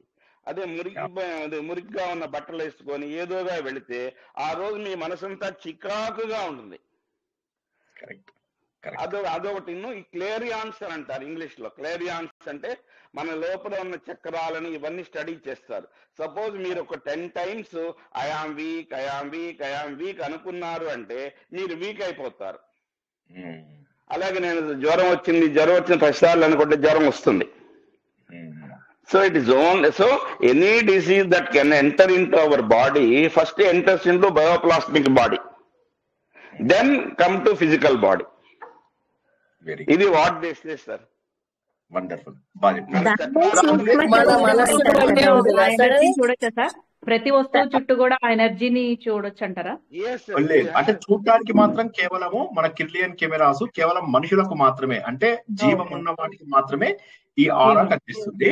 కాకపోతే ఆయన శర్మ గారు చెప్పినది కూడా తప్పేమి కాదు. ప్రతి వస్తువు కూడా కొన్ని తరంగాలను వెదజల్లుతుంది. ఉదాహరణకు మనం చిన్నప్పుడు ఎలక్ట్రిసిటీ అని చెప్పి నేర్చుకున్నాం కదా, ప్రతి వస్తువులో కూడా ఎలక్ట్రాన్స్ ఉంటాయి. ఇప్పుడు ఉదాహరణకు నా చెయ్యి ఇలా ఉంది కదా, ఇలా అన్నాను అనుకోండి, కొన్ని ఎలక్ట్రాన్లను నేను కింద పడేశాను. సో కొన్ని పాజిటివ్ ఎనర్జీ వస్తాయి, కొన్నిటికి నెగటివ్ ఎనర్జీ వస్తుంది. మెడిటేషన్ చేసిన తర్వాత ఇట్లా చేతుల్ని 2 దగ్గరకు అంటూ ఉంటే ఒక అయస్కాంతం లాగా జివ్వుమని లాగినట్టుగా అరచేతులు 2 వస్తాయి సార్. చాలా సార్లు గమనించాను అట్లా మెడిటేషన్. సార్ ఒక చిన్న ఇంకొక point sir, please excuse me. చెప్పండి. ఇప్పుడు యాక్చువల్ గా వాళ్ళు ఏం చెప్తారంటే సార్, ఫింగర్ టిప్స్ ని బాగా ప్రెస్ చేయమంటారు సార్. చేస్తే ఒక ఎనర్జీ డెవలప్ అవుతుంది. మనం ఆ చేతులు దగ్గరకు తీసుకొస్తుంటే మన చేతుల మధ్యలో ఒక బాల్ ఉన్నట్టే ఫీల్ అవుతాం మనం. వాళ్ళు అందుకే ఏం చేస్తారంటే, ఇప్పుడు మనం మందిరానికి వెళ్తే ఎందుకు మనం ప్రశాంతంగా ఉంటామంటే it has got its own aura. హాయిగా ఉంటుంది మనస్సు. సో అలాగే even building we can energise it. మన సపోజ్ మీరు చెప్పే హాల్లో మేము అందరం కూర్చున్నాం అనుకోండి, అది ఎనర్జైజ్ అవుతుంది. అందుకని okay sir. Wonderful wonderful, good point. ఆయన చెప్పిందంతా కూడా మనకి ఇప్పుడు అర్థమైంది కదా. మన శరీరానికి ఆవరించుకున్నటువంటి శరీరాన్ని మనం ఆరా అంటాము. దీన్ని మనం కిర్లియన్ కెమెరా ద్వారా తీయవచ్చు. అయితే జడమైనటువంటి వస్తువులకు కిర్లియన్ కెమెరాలలో ఫోటో ఉండదు. మన శరీరం కూడా జడమైపోయిన తర్వాత దానికి ఫోటో ఉండదు. సో ఇంకెక్కువ కన్ఫ్యూజ్ అవ్వకండి. ప్రస్తుతానికి మీరు గుర్తించాల్సింది ఏంటంటే, మనము తెలిసి తెలియక మనలోంచి చెడు తరంగాలను మంచి తరంగాలను బయటికి పంపిస్తామని గుర్తుంచుకోండి. ఇంతే. ఇదొక్క పాయింట్ గుర్తుందా అందరికి? ఓకేనా? Yes or no? ఒక చిన్న విషయం సార్, అసలు ఎవరు నెగటివ్ ఎవరు పాజిటివ్ అని ఎలా తెలుస్తుందండి? వాళ్ళు మాట్లాడే పద్ధతిని బట్టి, వాళ్ళు మాట్లాడే ఇప్పుడు ఏమవుతుందంటే జనరల్ గా మనకు తెలిసిపోతుంది, కష్టం కాదు. ఇప్పుడు నేను వాడు ఎప్పుడు పెసిమిస్టిక్ గా ఉంటాడు సార్, ఎప్పుడు చీకటి వైపే మారుతూ ఉంటాడు, వెలుగు మాట్లాడు వాడు. నిమిషం, నెగటివ్ పీపుల్ ని మీరు చాలా సులభంగా ఎక్కువ కష్టపడక్కర్లేదు తెలుసా. వాడు ఎంతసేపు కూడా ఏమయ్యా నీకు 1 కోటి రూపాయలు వచ్చిందిరా కదా అంటే, కోటే వచ్చిందిరా, వాడు పక్కోడికి 10 కోట్లు వచ్చింది అంటాడు. అరే నేను చెప్పాను, మా రిలేటివ్ లో ఒక ఆయన ఉన్నాడు అని చెప్పే కదా, ఆయనకి మీరు కనుక 10 రూపాయలు ఇచ్చారనుకోండి, ఆయన సంతోషపడాడు. వాడికి 10 రూపాయలు ఏముందయ్యా లెక్క కాదు అంటాడు. నువ్వు 100 రూపాయలు ఇచ్చావనుకో, 100 కదయ్యా ఏమొస్తుంది ఈ రోజుల్లో 100కి అంటాడు. 1,00,000 ఇచ్చావనుకో, 1,00,000 ఏముందయ్యా, 1,00,000 తోటి మనం ఇల్లు కొంటామా, బంగ్లాలు కొంటామా? 1,00,00,000 ఇచ్చావనుకో, వాడికి అవసరం లేదయ్యా, డబ్బునలా పడేస్తున్నాడు, పడేసే బదులు మనకి ఇచ్చాడు, మనం ఏదో మంచిగా ఉంటాం అనుకున్నాడు అంటాడు. 100 కోట్లు ఇచ్చారనుకోండి, అంతే. ఆఖరికి మీ ఆస్తిని రాసిచ్చారనుకోండి, వాడికి అవసరం లేదు ఆ డబ్బు, అందుకోసం ఇచ్చారు నాకు అంటాడు వాడు. మీరు ఎయిర్ లిఫ్ట్ అని ఒక సినిమా వచ్చింది చూసారా, అక్షయ్ కుమార్ది? చూడకపోతే చూడండి. ఆ సినిమా లోపల ఒక నెగిటివ్ పర్సన్ ఉంటాడు. అక్షయ్ కుమార్ ఎంతో కష్టపడి వీళ్ళందరినీ కూడా ఎయిర్ లిఫ్ట్ చేసి ఇండియాకి తీసుకురావాలి. నానా కష్టాలు పడతాడు పాపం, తన శక్తి మొత్తం కేంద్రీకరించి తీసుకొద్దామని. అందులోపల ఒక నెగిటివ్ పర్సన్ ఉంటాడు. ఆ నెగిటివ్ పర్సన్ ఈయన ఎంత మంచి పని చేస్తున్నా, తన కోసమే చేస్తున్నా కూడా నెగిటివ్ గానే మాట్లాడతాడు. ఇలాంటి నెగిటివ్ వాళ్ళు మీ చుట్టుపక్కల ఉంటారు. నేను మళ్ళీ చెబుతున్నాను, శ్రీనివాస మాట కాదు ఇది. శ్రీనివాసు చెప్పాడు, శ్రీనివాస్కి ఏం తెలియదు. పుస్తకాలలో మనం చదువుకున్నటువంటి వాటిని మనం ఒకసారి కనుక అవగాహన చేసుకుంటే మనకే తెలుస్తుంది. శ్రీనివాస్ చెప్పక్కర్లేదు, మనకే తెలుస్తుంది నెగిటివ్ పీపుల్ ఉన్నారని. ఎట్టి పరిస్థితుల్లో పెసిమిస్టిక్ పీపుల్ దగ్గరికి వెళ్ళకండి. వెళ్తే ఏమవుతుంది, మీ శక్తి కేంద్రాలలో వాళ్ళ శక్తి కేంద్రం ప్రవహించి కొన్ని రోజులకి ఏమవుతుంటే మీరు కూడా నెగిటివ్ పర్సన్ లాగా తయారవుతారు. చాడీలు చెప్తారు వాళ్ళు, ఎలాంటి వాడి మీదైనా చాడీలు చెప్తారు. నిన్న మీ అందరికీ ఒక ఉదాహరణ చెప్పాను, అందరికీ జ్ఞాపకం ఉండే ఉంటుంది. మన గురించి మనకు కూడా 80% తెలుసు, ఇంకా 20% మనకు కూడా తెలియదు. మన గురించి మనకు ఇంత తెలిస్తే మన అమ్మకు ఓ 70% తెలుసు, మన భార్యకు ఒక 60% తెలుసు, మన పిల్లలకు ఒక 50% తెలుసు, మన ప్రాణ స్నేహితులకు ఒక 40% తెలుసు. ఇక మనకు మామూలుగా తెలిసిన వాళ్ళకి 1%, 2% కూడా తెలియదు జనాలకు. వాళ్ళు అనే మాటలకు గాని, వాళ్ళు అనేటటువంటి చేష్టలకు గాని, నన్ను బాధ పెట్టారండి, నా మనసు కలిసి వేసిందండి, వాడు నా మీద నేరాలు చెప్పుకున్నాడు, వీడు నీ మీద నేరాలు చెప్పాడు. ఒకటే గుర్తుంచుకోండి, నేరాలు చెప్పే వాళ్ళ దగ్గరికి వెళ్తే వాడు మీ మీద కూడా నేరాలు చెప్తాడు. మీకు గుర్తుంచుకోండి, ఒకటి నేరాల వల్ల, ఒకడు పొగడడం వల్ల మీ జీవితంలో స్టేటస్ మారదు. ఇప్పుడు మోడీ గారు ఉన్నారు, ఆయనని ఎన్ని నెగిటివ్ గా మాట్లాడతారు, ఆయన ఎంత ధైర్యంగా ఉంటారో ఒక్కసారి ఆలోచించండి. ప్రపంచ వ్యాప్తంగా ఆయనకు శత్రువులు తయారయ్యారు. మొట్టమొదటిసారిగా ఒక హిందువు ప్రైమ్ మినిస్టర్ అయ్యాడనే దాంట్లో ఎంత మంది ఆయనని కిందికి లాగాలని ప్రయత్నం చేస్తుంటారు. ఆయన ఎంత ధైర్యంగా ఉన్నాడు. దానికి కారణం ఏంటంటే ఆ దయానంద ఆశ్రమంలో ఆయనకు వచ్చినటువంటి ఆ పాజిటివ్ ఆరా, ఆ శక్తి వల్ల ఏం చేస్తున్నారంటే ఆయన ఇవన్నీ పట్టించుకోడు. చేసుకొని ఒకసారి ఆయన ఇంటర్వ్యూలో అడిగారు, ఇన్ని మిమ్మల్ని అంటూ ఉంటారు కదా, మీకు బాధ ఏదా అని. ఎందుకు బాధ అయ్యేది, నేను మనిషిని కాదా, కానీ నేను తట్టుకోగలిగే శక్తి ఉంది అంటారు. ఎనీవే, మొదటి పాయింట్ ఆరా. ఎట్టి పరిస్థితులలో నెగిటివ్ వాళ్ళ దగ్గరికి ఉండవద్దు. అయితే మన గురువు గారు ఈ మాట చెప్పలేదు, ఆయన కేవలం ఆరా అనేది ఉంటుంది. ఇదేంటంటే మన శారీరక, మన మానసిక స్థితిని అది చూపిస్తుంది. ఈ ఆరా అనేది మీ చుట్టూరా ఒక బుడగలాగా ఊహించుకోండి, మిమ్మల్ని ఆవరించుకుని ఒక మ్యాగ్నెటిక్ ఫీల్డ్ లాంటిది ఉంటుంది అనేది మనం గుర్తుంచుకున్నాం. రెండవ దాన్ని ఏమనుకుంటామంటే మనము చక్రాలు, శక్తి కేంద్రాలు. దీని గురించి మనం చాలా సార్లు తెలుసుకున్నాం. మన శరీరంలో 115 ఎన్ని ఉంటాయని చెప్పానండి, ఎవరైనా చెప్పండి, ఎన్ని శక్తి కేంద్రాలు ఉంటాయని చెప్పాను మన శరీరంలో? 108 సార్. 115 శక్తి కేంద్రాలు ఉంటాయి. ఈ 115 శక్తి కేంద్రాలలో ఇప్పుడు మీకు నేను చెప్పాను చాలా సార్లు తెలుసా, అంగన్యాసం, కరన్యాసం అని చెప్పాను, జ్ఞాపకం, కరన్యాసం ఇలా అని చెప్తాం కదా. ఇవన్నిటిలో శక్తిని మీరు యాక్టివేట్ చేస్తున్నట్టు. అంగన్యాసం ఇవన్నీ చేస్తుంటే ఏమవుతుంది, మీరు శిఖ లోపల, శిరస్సు లోపల, ముఖం లోపల, వీటన్నిటి లోపల మీరు ఒక కవచాన్ని తయారు చేసుకున్నారు, ఒక శక్తి, మీ శరీరంలో శక్తి. ఇవి కాక ఈ 10 మీకు శరీరంలో ఇంకా మిగతా భాగాలలో ఉన్నటువంటి 100 కాక మీ చక్రాలు మెయిన్ సోర్స్ ఆఫ్ ఎనర్జీ. ఈ చక్రాలను ఏమంటారంటే, ఇందాక ఉన్న శరీరాన్ని ఏమనుకుంటాం మనము, శక్తి శరీరం అనుకోండి టెంపరీగా, ఆరా అంటారు, నేను శక్తి శరీరం అంటున్నాను. మీరు గుర్తుంచుకోవాల్సింది శక్తి కేంద్రాలు. శక్తి కేంద్రాలను ఏమంటారంటే చక్రాలు. ఈ చక్రాలు ఉంటాయని మనకు తెలుసు కదా, ఈ చక్రాలు ఉంటాయని ఇంతకుముందు చాలా సార్లు తెలుసుకున్నాం కదా. ముఖ్యంగా 7 ఉంటాయని చెప్పి తెలుసు. ఓకే, మన వెన్నెముక కంటే కూడా ఇంకా కొద్దిగా కిందికి వెళ్ళినట్లయితే దాన్ని మూలాధారము, స్వాదిష్టానము, మణిపురకము, అనాహతము, విశుద్ధి, ఆజ్ఞ, సహస్రారం అనేటటువంటి చక్రాలు. ఈ చక్రాలన్నీ కూడా ఏం చేస్తాయంటే మీరు తీసుకునే 21,600 శ్వాసలు ఏవైతే ఉన్నాయో వీటిని యాక్టివేట్ చేస్తాయి. ఎన్నెన్నో జ్ఞాపకం ఉందా ఎవరికైనా? నేను చాలా సార్లు చెప్పాను, 21,600 సార్లు. ఒక్కొక్క చక్రానికి ఎంత ఉంటాయో చెప్పాను, జ్ఞాపకం ఉందా? 6, 6, 6, 18, 1, 1, 1, 2, 1 అట్లా ఏదో చెప్పారు. 6, 6, 6,000, 6,003, 1,003, 601. ఓకేనా? 21,600 శ్వాసలు ఏవైతే తీసుకుంటారో మీరు సుమారుగా 22,000, 23,000 శ్వాసలు తీసుకుంటే 21,600 శ్వాసలు ఈ శక్తి కేంద్రాలకు అందిస్తాయి. ఇవి ఏం చేస్తాయి, శక్తిని స్టోర్ చేసుకోవడమే కాకుండా అన్ని చోట్లకు కూడా పంపిస్తాయి. ఒకసారి ఎవరైనా రిపీట్ చేస్తారా నాతో పాటు?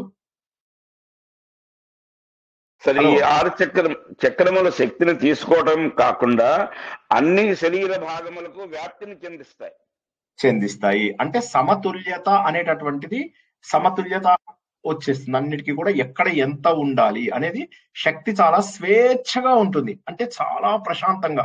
ఇది గనక ఈ 21,600 గనక మన శరీరంలో వెళ్లకుండా ఇందులోపల ఏమాత్రం కొద్దిగా బ్లాక్స్ ఉన్నా కూడా అది మనకు మానసిక శారీరక అనారోగ్యానికి దారితీస్తుంది.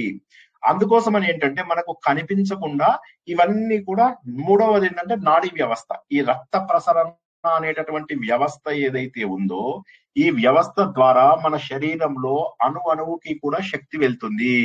మీరు ముందుగా ఆక్సిజన్ పీల్చుకుంటారు. పీల్చుకున్న తర్వాత అన్ని రకాల చక్రాలకు వెళ్తాయి. చక్రాలు ఏమైనా ఉంటాయి, ఇలా గుంటగా తిరుగుతుంటాయి. జుబ్ జుబ్ జుబ్ జుబ్ జుబ్ జుబ్ విష్ణు చక్రం లాగా తిరుగుతుంటాయి. ఏదన్నా అక్కడ బ్లాక్ పడింది అనుకో అది సరిగ్గా తిరగదు, ఆ చక్రం సరిగ్గా తిరగదు. దానిపైన ఇంకో చక్రం ఉందనుకో అది సరిగ్గా తిరగదు. ఇప్పుడు నేను చెప్తూ ఉంటాను కదా, నాకు ఇక్కడ ప్రాబ్లమ్స్ ఉన్నాయి చక్రాలు అని చెప్పి మీకు చాలాసార్లు చెప్పాను కదా. ఈ 2 చక్రాల లోపల ఏమవుతుందంటే అది సరిగ్గా తిరగదు. చక్రం మంచిగా తిరగదు. అది మీరు ఎనర్జీ ఇవ్వగానే చక్రం తిరుగుతుంది అక్కడ విష్ణు చక్రం. ఆ విష్ణు చక్రం తిరుగుతుంటే ఏమవుతుందంటే అది సరిగ్గా తిరగలేదు అంటే మీకు అక్కడ ఆరోగ్య సమస్య ఉంది. దీన్ని క్రిలియన్ కెమెరాతో ఫోటో తీసినప్పుడు ఏమి తెలుస్తుంది అంటే అక్కడ మీకు ఒక డార్క్ ప్యాచ్ కనిపిస్తుంది.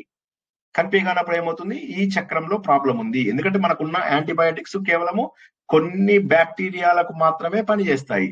కానీ తెలియనటువంటి బ్యాక్టీరియాలు ప్రపంచంలో కోట్ల కొద్దీ ఉన్నాయి. కాబట్టి వాళ్ళు ఏం చేస్తారంటే మామూలు అల్ట్రాసోనిక్ వీటి వల్ల అల్ట్రాసౌండ్ వల్ల వాటి వల్ల తెలియనటువంటి వాటికి క్రిలియన్ కెమెరా ద్వారా తీసి ప్యాచ్ సిస్టమ్ చూసి మీ నాడీ వ్యవస్థ ఎలా ఉంది. నాడీ వ్యవస్థ అంటే రక్త ప్రసరణ వ్యవస్థ ఎలాంగ్ విత్ ద చక్రాలు చూడడంతో ఏమవుతుందంటే మీ ఆరా వస్తుంది, ఫోటో లోపల మీ నాడీ వ్యవస్థ మొత్తం వస్తుంది, వచ్చి ప్యాచ్లు కనిపిస్తాయి. ఎక్కడ మీకు ప్రాబ్లం ఉంది అన్నటువంటి విషయం తెలుస్తుంది. దానివల్ల ఏమవుతుంది, మీకు ఏ చక్రం తిరగడం లేదో తెలుస్తుంది. చాలా మందికి కుండలిని అని కింద ఉంటుంది కదా, అసలు అది చాలా మందికి యాక్టివేట్ కూడా కాదు. సో కాబట్టి నాడీ వ్యవస్థ ఏదైతే ఉంటుందో ఇది ఈ నాడీ వ్యవస్థ రక్త ప్రసారము మీకు ఏం చేస్తుంది. ఇప్పుడు మీరు ఆహారం తింటాం, ఒకసారి కొద్దిగా పట్టుకోండి, చేయి పట్టుకోండి, ఒకసారి పట్టుకున్నారా? హలో, ఒక 5 నిమిషాలు గట్టిగా పట్టుకోండి, వదలద్దు. మధ్యలో వదిలేస్తున్నారు అందుకోసమని. ఇప్పుడు జాగ్రత్తగా వినండి. ఆహారం తీసుకుంటాం కదా, ఆక్సిజన్ దాన్ని ముక్కలుగా చేస్తుంది. చేసి దాన్ని గ్లూకోజ్ గా, మన మటన్ కొట్టు మస్తాన్ ఉంటాడు కదా, సండే నాడు మీరు అందరు వెళ్తారు లుంగీలు కట్టుకొని, మగవాళ్ళు వెళ్ళేసి పాచి మొగాలతో వెళ్ళేసి తెచ్చుకుంటారు కదా, అట్లా శరీరాన్ని ఆహారాన్ని చక్కగా ముక్కలుగా చేస్తుంది. విభజించినటువంటిదంతా కూడా గ్లూకోజ్ అని శక్తిగా మారిపోతుంది. ఈ శక్తి శరీరంలో ప్రతి భాగానికి అందాలి కాబట్టి ఏమవుతుందంటే అది రక్తము. ఈ రక్తం ఏమంటారంటే శక్తి మార్గము అంటారు. ఏమంటారు చెప్పండి? శక్తి మార్గం. మొదటిదేమో శక్తి శరీరం. రెండవ దాన్ని మనం ఏమని అనుకున్నాం, శక్తి యొక్క సెంటర్స్, శక్తి కేంద్రాలు.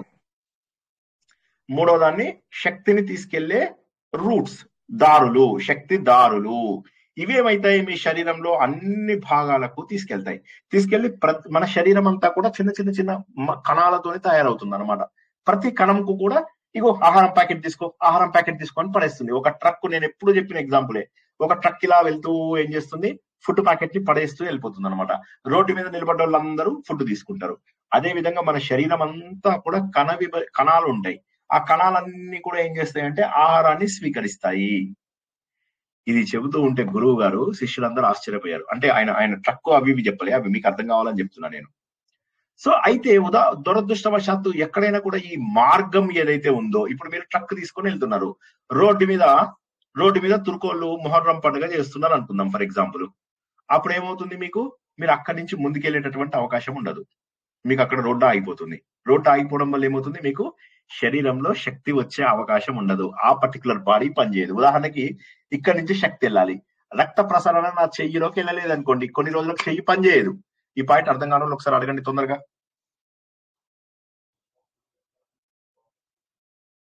అవే కదండి హార్ట్ బ్లాక్స్ అవి అంటారు. కొద్దిగా గట్టిగా చెప్పండి అమ్మా, వినిపించడం లేదు. ఏ పార్ట్ కి వెళ్ళకపోతే బ్లాక్స్ అవి అంటారు కదా. ఆ పార్ట్ పనిచేయదు. బేసికల్ గా మీరు క్లుప్తంగా అర్థం చేసుకుంటే ఆ పార్ట్ పనిచేయదు. ఇప్పుడు రక్తము ప్రసారం అవుతూ రక్తం ఏం చేస్తుందంటే మీకు ఆహారాన్ని అందిస్తుంది శరీరానికి. ఒకవేళ కనుక రక్తము శరీరానికి ఆహారం అందించలేదనుకో, రక్తం లోపల ఆహారం ఉండిపోతుంది. రక్తం లోపల ఆహారం ఉంటే దాన్ని ఏమంటారండి ఇంగ్లీష్ లోపల? రక్తం లోపల ఆహారం ఉండిపోతే దాన్ని ఏమంటారు? అది షుగరా సార్? రక్తంలో ఉండిపోయింది, శరీర భాగాలకు అందించటం లేదు. శరీరము రక్తంలో ఉంది కానీ శరీర భాగాలకు అందించటం లేదు. శరీరం రక్తంలో వెళ్తున్నప్పుడు ఏమవుతుందంటే ఇన్సులిన్ అని ఒక ఇది ఉంటుంది అనమాట. అదేం చేస్తుందంటే ఫుడ్ ప్యాకెట్, అది ఈ ట్రక్ వెళ్ళిపోతుంది. ఈ ట్రక్ లోంచి ఒకడు ఏం చేస్తాడు, ఫుడ్ పడేస్తూ ఉంటాడు. ఆ ఫుడ్ పడేసేవాడు కొద్దిసేపటి కలిసిపోతాడు, అంటాడు, పడుకుంటాడు శుభ్రంగా. పడుకునేసరికి ఏమవుతుంది, అందరికి ఫుడ్ దొరకదు. దొరకకపోతే ఉన్న ఫుడ్ అంతా కూడా రక్తంలోనే ఉండిపోతుంది, ట్రక్ లోనే ఉండిపోతుంది. దాన్ని షుగర్ అంటారు. సో కాబట్టి ఇన్సులిన్ అనేటటువంటిది ఉంటే గానీ ఇది వెళ్ళదు. ఇన్సులిన్ ని ఎవరు ప్రొడ్యూస్ చేస్తారండి?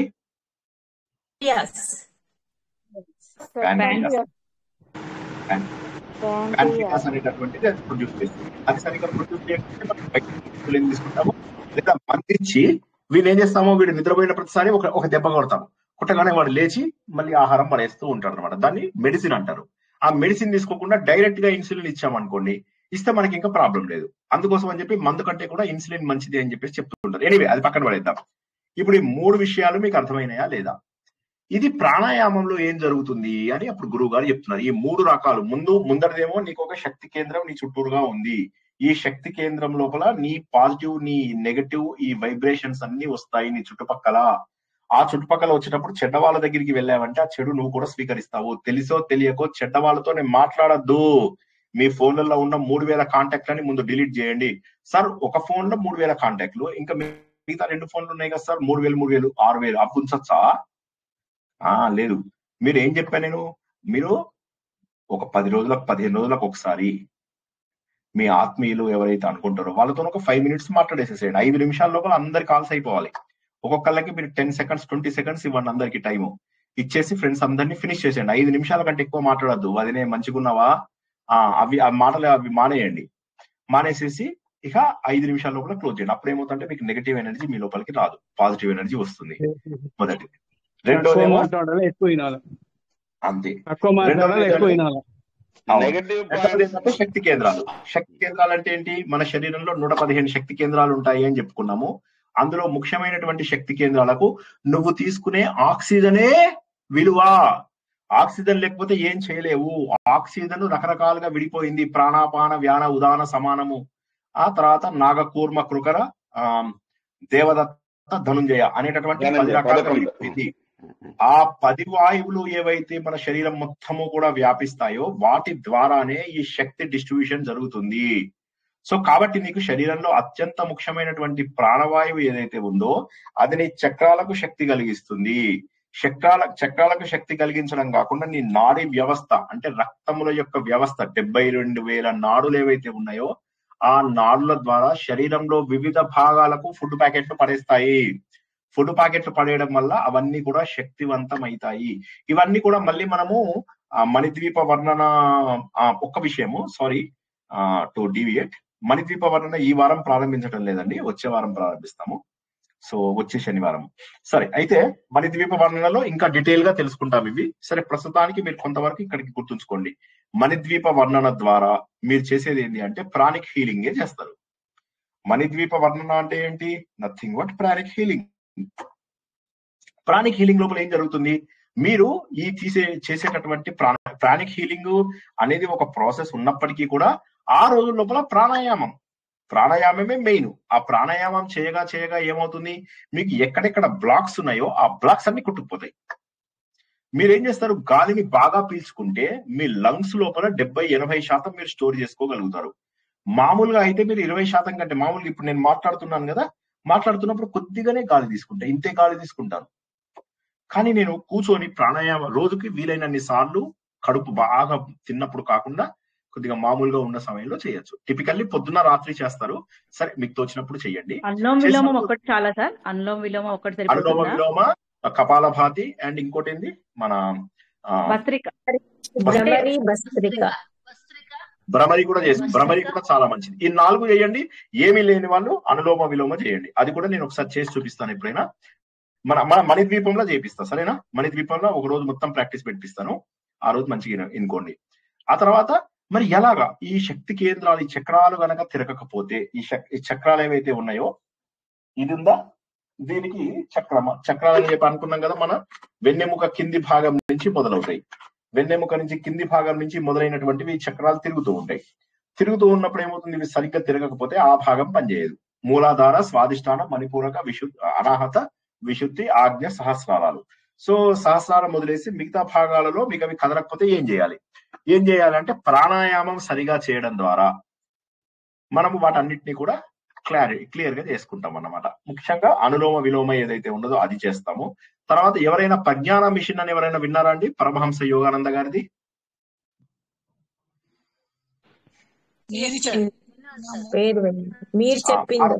వారు చేయించే క్రియాయోగం చాలా బాగుంటుంది. వాళ్ళు చేయించే క్రియాయోగము నేను దాదాపుగా అన్ని మెథడ్స్ నేర్చుకున్నాను గత 20 ఏళ్లలో.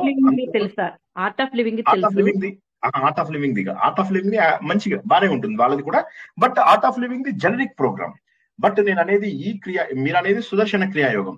నేను అంటున్నది అది కాదు. వాళ్ళు చెప్తున్నారు ప్రజ్ఞాన మిషన్ వాళ్ళ క్రియాయోగం ఏదైతే ఉన్నదో, వాళ్ళు ఏం చేస్తారంటే మీకు కంప్లీట్ గా ఇప్పుడు ఎలా చేస్తారో ఉదాహరణ చూపిస్తున్నా మీకు. కేవలము నేను ఏం చేస్తున్నాను, గాలిని మూలాధారం దగ్గర నుంచి పీల్చుకుంటున్నట్టుగా ఊహించుకుంటాను. మళ్ళీ మూలాధారం దాకా వదిలేస్తాను. మళ్ళీ మూలాధారం నుంచి పీల్చుకుంటాను, స్వాదిష్టానం దగ్గర వదిలేస్తాను. స్వాదిష్టానం నుంచి పీల్చుకుంటాను, మణిపూరకం దగ్గర వదిలేస్తాను. మణిపూరకం దగ్గర పీల్చుకుంటాను, అనాహతం దగ్గర. ఊహించుకోవడమే అది. కానీ ఊహించుకోవడంలో ఏమవుతుందంటే ఆ టైం గ్యాప్ అది ఉంటుంది కదా, దానివల్ల ఎగ్జాక్ట్లీ ఎక్కడికి వెళ్ళాలో అక్కడికి వెళ్తుంది. అది ఆ రిథమ్ అలవాటు అయిందంటే చాలా బ్యూటిఫుల్ గా ఉంటుంది. మనము గనక ప్రజ్ఞాన మిషన్ వాళ్ళ వదిలేయండి, అంటే గురువులని వాళ్ళని నమ్మడం గురించి నేను ఎప్పుడు మాట్లాడను. However I respect Paramahansa Yogananda garu, వివేకానందుడు, వీళ్ళని నేను చాలా గౌరవిస్తాను. అయినప్పటికీ కూడా ఇక్కడ నేను చెప్పేటటువంటిది స్పెషల్ గా ఏంటంటే ఈ క్రియాయోగం ద్వారా మొత్తం ఈ మధ్యలో ఉన్న బ్లాక్స్ అన్ని గిరిపోతాయి. మానసికంగా కూడా ఎంతో ఆనందంగా ఉండగలుగుతారు. సో ప్రవాహ ఉపనిషత్తు అనేది చాలా గొప్పది. యాక్చువల్ గా ప్రవాహ ఉపనిషత్తు ఇదంతా చెప్తుంటే వాళ్ళ పిల్లలందరూ శ్రద్ధగా వింటూ ఉంటారు. గురువు గారు చాలా ఉంది, ఇంత జరుగుతుందా అంటే ఎస్, శరీరంలో ఉన్నటువంటి నీ మానసిక ఆందోళనలు అవన్నీ కూడా. అప్పుడు వీడు అడుగుతాడు అనమాట, గురువు గారు మరి ఈ రోజు నాకు వచ్చినటువంటి ఆందోళన సంగతి ఏంటి? అయితే ఇప్పుడు ఈ రోజు నాకు పొద్దుననే మీ దగ్గరికి వచ్చేసాను కదా, నేను యాక్చువల్లీ గృహస్థాశ్రమానికి వెళ్ళిపోయాను. గృహస్థాశ్రమం మనకు ప్రవాహ ఉపనిషత్తు సగమే అయింది. నెక్స్ట్ వీక్ చెప్పుకుందాం, మిగతా అది కన్ఫ్యూజ్ అవుతారు మీరు, సరేనా? అయితే ఈయన అడుగుతాడు, మరి నేను నెక్స్ట్ వీక్ మరి గురువు గారు మరి నేను పొద్దుననే మీ దగ్గరికి వచ్చేసాను, ఆల్రెడీ గృహస్థాశ్రమంలో ఉన్నవాడిని ఇప్పుడు మీ దగ్గరికి వచ్చాను, నాకు ప్రాణం అంటే ఏంటో తెలుసుకోవాలనుంది. ఈ ప్రాణం గురించి, ఈ ప్రాణం ఏంటి, ఆత్మ ఏంటి, శరీరం ఏంటి, వీటన్నిటి గురించి నాకు తెలుసుకోవాలనుంది కదా గురువు గారు అంటే అప్పుడు ఆయన ఇది ప్రారంభించారు. మరి ఇప్పుడు నా ఆందోళన ఏదైతే ఉందో దానివల్ల నేను నెగటివ్ ఎనర్జీ వస్తుందా? ఎవరైనా జవాబు చెప్తారా దీనికి? ఇప్పుడు ఆయన నేను ప్రాణం ఏంటో తెలుసుకుందాము అని చెప్పి గురువు గారి దగ్గరికి వచ్చారు. వస్తే అది ఆందోళన కిందికి వస్తుందా? అంటే దానికి నెగిటివ్ ఎనర్జీ ఏం రాదు, కానీ అతడు పర్సనల్ గా యాంగ్జైటీతో ఉన్నాడు కాబట్టి తెలుసుకోవాలని, అది మంచి పద్ధతే కదా సార్. జిజ్ఞాసులు అంటారు. గురువు గారు అప్పుడు అంటారు అనమాట, లేదు నాయన, నువ్వు ఉన్నటువంటిది జిజ్ఞాసువు. ఇప్పుడు శ్రీనివాస్ ఇందాక నుంచి చేయబట్టుకోండి అన్నారు. మీరు అందరు టెన్షన్ తో చేయబట్టుకున్నారు. టెన్షన్ తోని చేయబట్టుకుంటే మీకేమి నెగిటివ్ ఎనర్జీ వస్తుందా? రాదు. నెగిటివ్ ఎనర్జీ అనేది ఎప్పుడు వస్తుంది అంటే చెడు ఆలోచనలు చేసినప్పుడు, చాడీలు చెప్పినప్పుడు, నేరాలు మాట్లాడినప్పుడు, వీడు తప్పు, వాడు తప్పు, నేను గొప్ప, వాడు ఇది, ఇలాంటి మాటలు మాట్లాడినప్పుడు, అటువంటి వాళ్ళకి ఎంత వీలైతే అంత మెల్లమెల్లగా తగ్గించుకోండి. ఒక రోజులో తగ్గించడం కుదరదు అంటే, కానీ ఇంకా మెల్లమెల్లగా తగ్గించుకోమని నేను చెప్పడం బట్టి కూడా 6 ఏళ్ళు అయింది కదా. సో ఈ పాటికి అందరికీ ఫ్రెండ్స్ కట్ అయిపోయి ఉండాలి. నేనేం చెప్పాను, అదుర్సు సినిమా లోపల ఏమంటాడు వాడు, అరే నీకు మనుషులతో పని ఏంట్రా అంటాడు. అట్లా గుర్తుంచుకోవాలి, నాకు మనుషులతో ఇంకా పని లేదు అనేటటువంటి స్థాయికి రావాలి. వచ్చినట్లయితే ఇది మనలో ఉన్నటువంటి అద్భుతమైనటువంటి చైతన్యాన్ని గుర్తించగలుగుతాము. ప్రవాహ ఉపనిషత్తు గుర్తించాలి అంటే మన శరీరంలో ఉన్నటువంటి శక్తిని మనం గుర్తించాలి అంటే ఎంత ఆశ్చర్యంగా ఉంది చూడండి. మన చుట్టుపక్కల ఇంత ఎనర్జీ ఫ్లో అవుతుందా, ఇంత ఎనర్జీ ఫ్లో అవుతుందా. మా అన్నయ్య మా నాన్నగారు అస్తమించిన కొన్ని వెళ్తుండేవారు, అప్పుడప్పుడు మా అమ్మ దగ్గరికి వెళ్తుండేవారు. వెళ్ళి వచ్చి చెప్తున్నా, అమ్మతో మాట్లాడిన ప్రతిసారి నేను ఇంటికి వచ్చి చాలా అప్సెట్ అవుతున్నాను రా అని అంటాడు. ఎందుకోసము అంటే ఇలా అయిపోయాను, నా కాలనీ వాళ్ళు అలా అన్నారు, వీళ్ళు ఇలా అన్నారు, వాడు ఇలా చేశాడు, వీడు ఇంటికి రావడం లేదు, వాడి ఇంటికి రావడం లేదు. ఇవన్నీ చెప్తే ఎట్లా ఉంటుంది? మనం కూడా బెంగపడతాం, కొన్నిసార్లు మనం కూడా ఎమోషనల్ అవుతాం, కొన్నిసార్లు మనం కూడా అవతల వాళ్ళ మీద చెడ్డగా ఆలోచిస్తాం. అంతవరకు కూడా మంచి వాళ్ళు అయిన వాళ్ళ మీద కూడా మనం ఈ రోజు ఒక్క సంఘటన వల్ల చెడుగా ఆలోచించడం మొదలెడతాం. కాబట్టి ప్రవాహ ఉపనిషత్తులో చెప్పినటువంటి శక్తి శరీరం అనేటటువంటిది, ఆరా అని ఏదైతే ఇంగ్లీష్ లో మనం అంటున్నామో, ఈ ఆరా అనేటటువంటిది చాలా చాలా చాలా చాలా అద్భుతమైనటువంటిది. ఇది మనకు ఉపనిషత్తు వాక్యము, ఇది ఉపనిషత్తులో ఉన్నటువంటి సెంటెన్స్. కాబట్టి దీని ద్వారా మనం మన లోపల శక్తిని కాపాడుకోవాలి. కాపాడుకుంటూ ప్రాణాయామం చెయ్యాలి. వెంటనే లాస్ట్ క్వశ్చన్ ఇవ్వాల్టిది, గురువు గారు మరి యమనియమ ఆసన ప్రాణాయామ అంటారు కదా, అయితే మరి ముందు ఆసనం వెయ్యాలి అని చెప్తున్నారు కదా, ఈ అష్టాంగ నియమాల ప్రకారము నా ఆసనం వెయ్యాలి కదా అన్నారు. గురువు గారు అన్నారు, గుడ్ క్వశ్చన్ అని ఇంగ్లీష్ లో చెప్తారు ఆయన. గురువు గారు, ఇట్స్ వెరీ వండర్ఫుల్ క్వశ్చన్, చాలా చక్కగా అడిగావు, you're amazing student of my class అని చెప్పేసి అంటారు ఆయన. అనేసి కరెక్ట్, ఎప్పుడు కూడా మనకు ముందు యోగాసనాలు కంపల్సరీగా చేయాలి. యోగాసనాల లోపల కూడా శరీరాన్ని కష్టపెట్టేటటువంటివి కాదు, శరీరాన్ని ఎంత మనము ఫ్లెక్సిబుల్ గా చేసుకోగలమో అంతవరకే. లేకపోతే ఏమవుతుందంటే శారీరక క్లేశంలో వచ్చే అవకాశం ఉన్నది. ఉదాహరణకి ఏదో మీరు ఏం లేకుండా శీర్షాసనం వేశారంటే అంతే, ఇంకొకసారి వేయాల్సిన అవసరం ఉన్నది ఇక. సో అట్లా అవుతారు. వీలైనంత వరకు కొద్దిగా జాగ్రత్తగా చేయొచ్చు. అయితే ఈ ఆసనాలలో కూడా శరీరాన్ని అదుపులో పెట్టుకునే, ఇప్పుడు మాకు RSS లోపల సూక్ష్మ వ్యాయామాలు నేర్పిస్తారు. ఓకే, సూక్ష్మ వ్యాయామాలు చాలా సింపుల్ గా ఉంటాయి. మీకేం లేదు, సింపుల్ గా చేతులు, ఓకే, కాళ్ళు కదపడము, మెడ తిప్పడము, ఇలాంటివి ఏవైతే బేసిక్స్ ఉన్నాయో ఇవన్నీ చేస్తూ చేస్తూ చేస్తూ పద్మాసనంలో గాని, గురువు గారు ఏమంటున్నారంటే అర్ధ పద్మాసనంలో గాని, సుఖాసనంలో గాని అని. ఈ మూడు అందరికీ తెలుసు కదమ్మా, ఎవరికైనా చెప్పాలా? ఆ మూడు ఆసనాలలో కూర్చుని వెన్నెముకని మెడను ఒకే లైన్ లో ఉండేలాగా పెట్టాలి అని చెప్తారు. చెప్పగానే తర్వాత ఏం చేయాలి గురువు గారు అంటే, you have to wait for 1 more week man, everything cannot be completed in single day అని చెప్పి ఆయన ఇంగ్లీష్ లోపల సందేశం ఇస్తారు.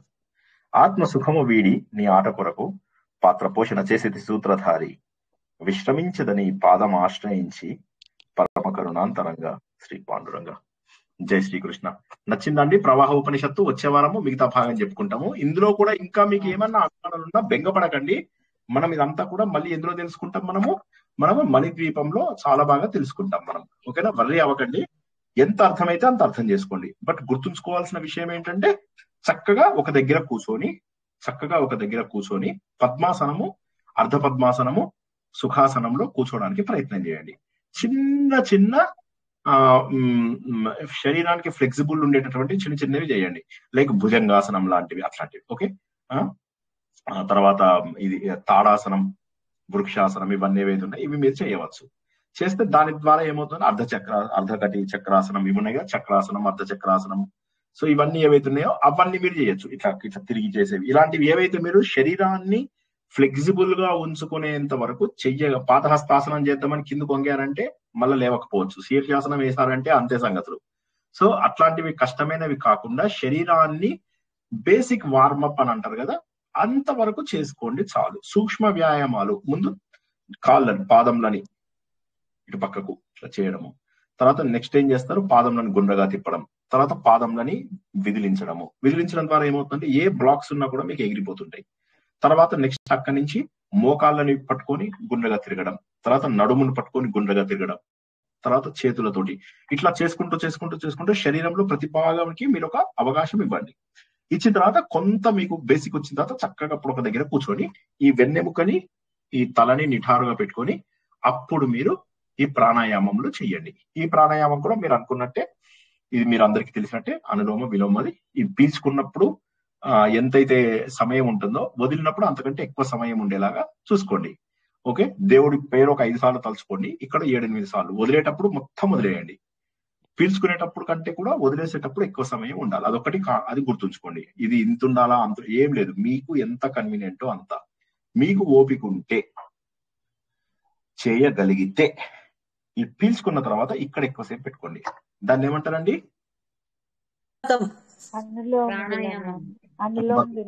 కుంభకము అంటాం. పూరకము, కుంభకము, రేచకము. ఓకే, కుంభకము ఎక్కువ సమయం ఎవరైతే పెట్టుకోగలుగుతారో వాళ్ళు 21,600 కంటే ఎక్కువ దాటేటటువంటి అవకాశం ఉంది. జై శ్రీకృష్ణ.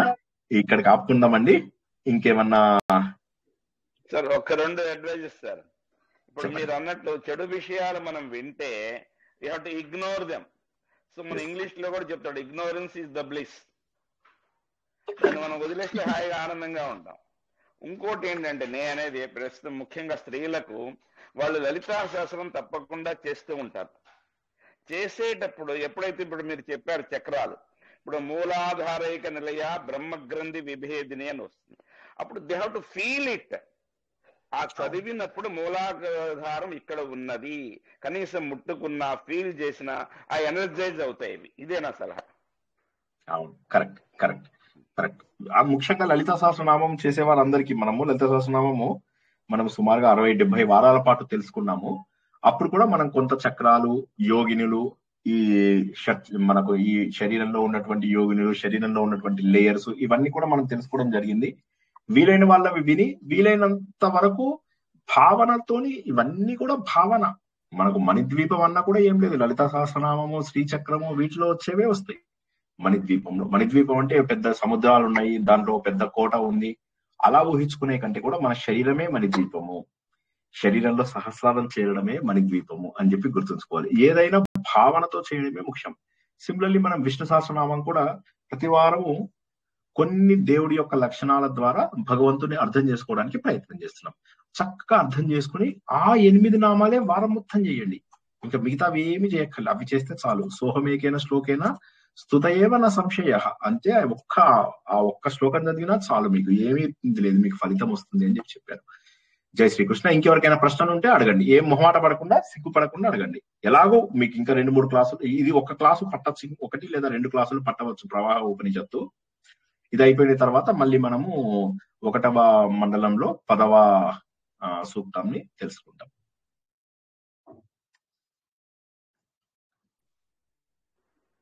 జై శ్రీకృష్ణ సార్. జై శ్రీకృష్ణ మేడం. అదే సార్, శర్మ సార్ అన్నట్టు వాళ్ళ బాడీ లాంగ్వేజ్ తోని తెలిసిపోతారు. ఎవరైనా నెగిటివ్ వేసి వస్తే ఆటోమేటిక్ తెలిసిపోతుంది, వాళ్ళు మాట్లాడి తీరు. కానీ బాడీ లాంగ్వేజ్ అంటారు ఎవరేపు, దాంతో మనకు తెలిసిపోతుంది. అది నేను చెప్పదలుచుకుంది తెలుసు. అందుకనే ఎంత దూరం ఉంటే అంత ఉంటుంది. సో ఐ బీన్ రియల్లీ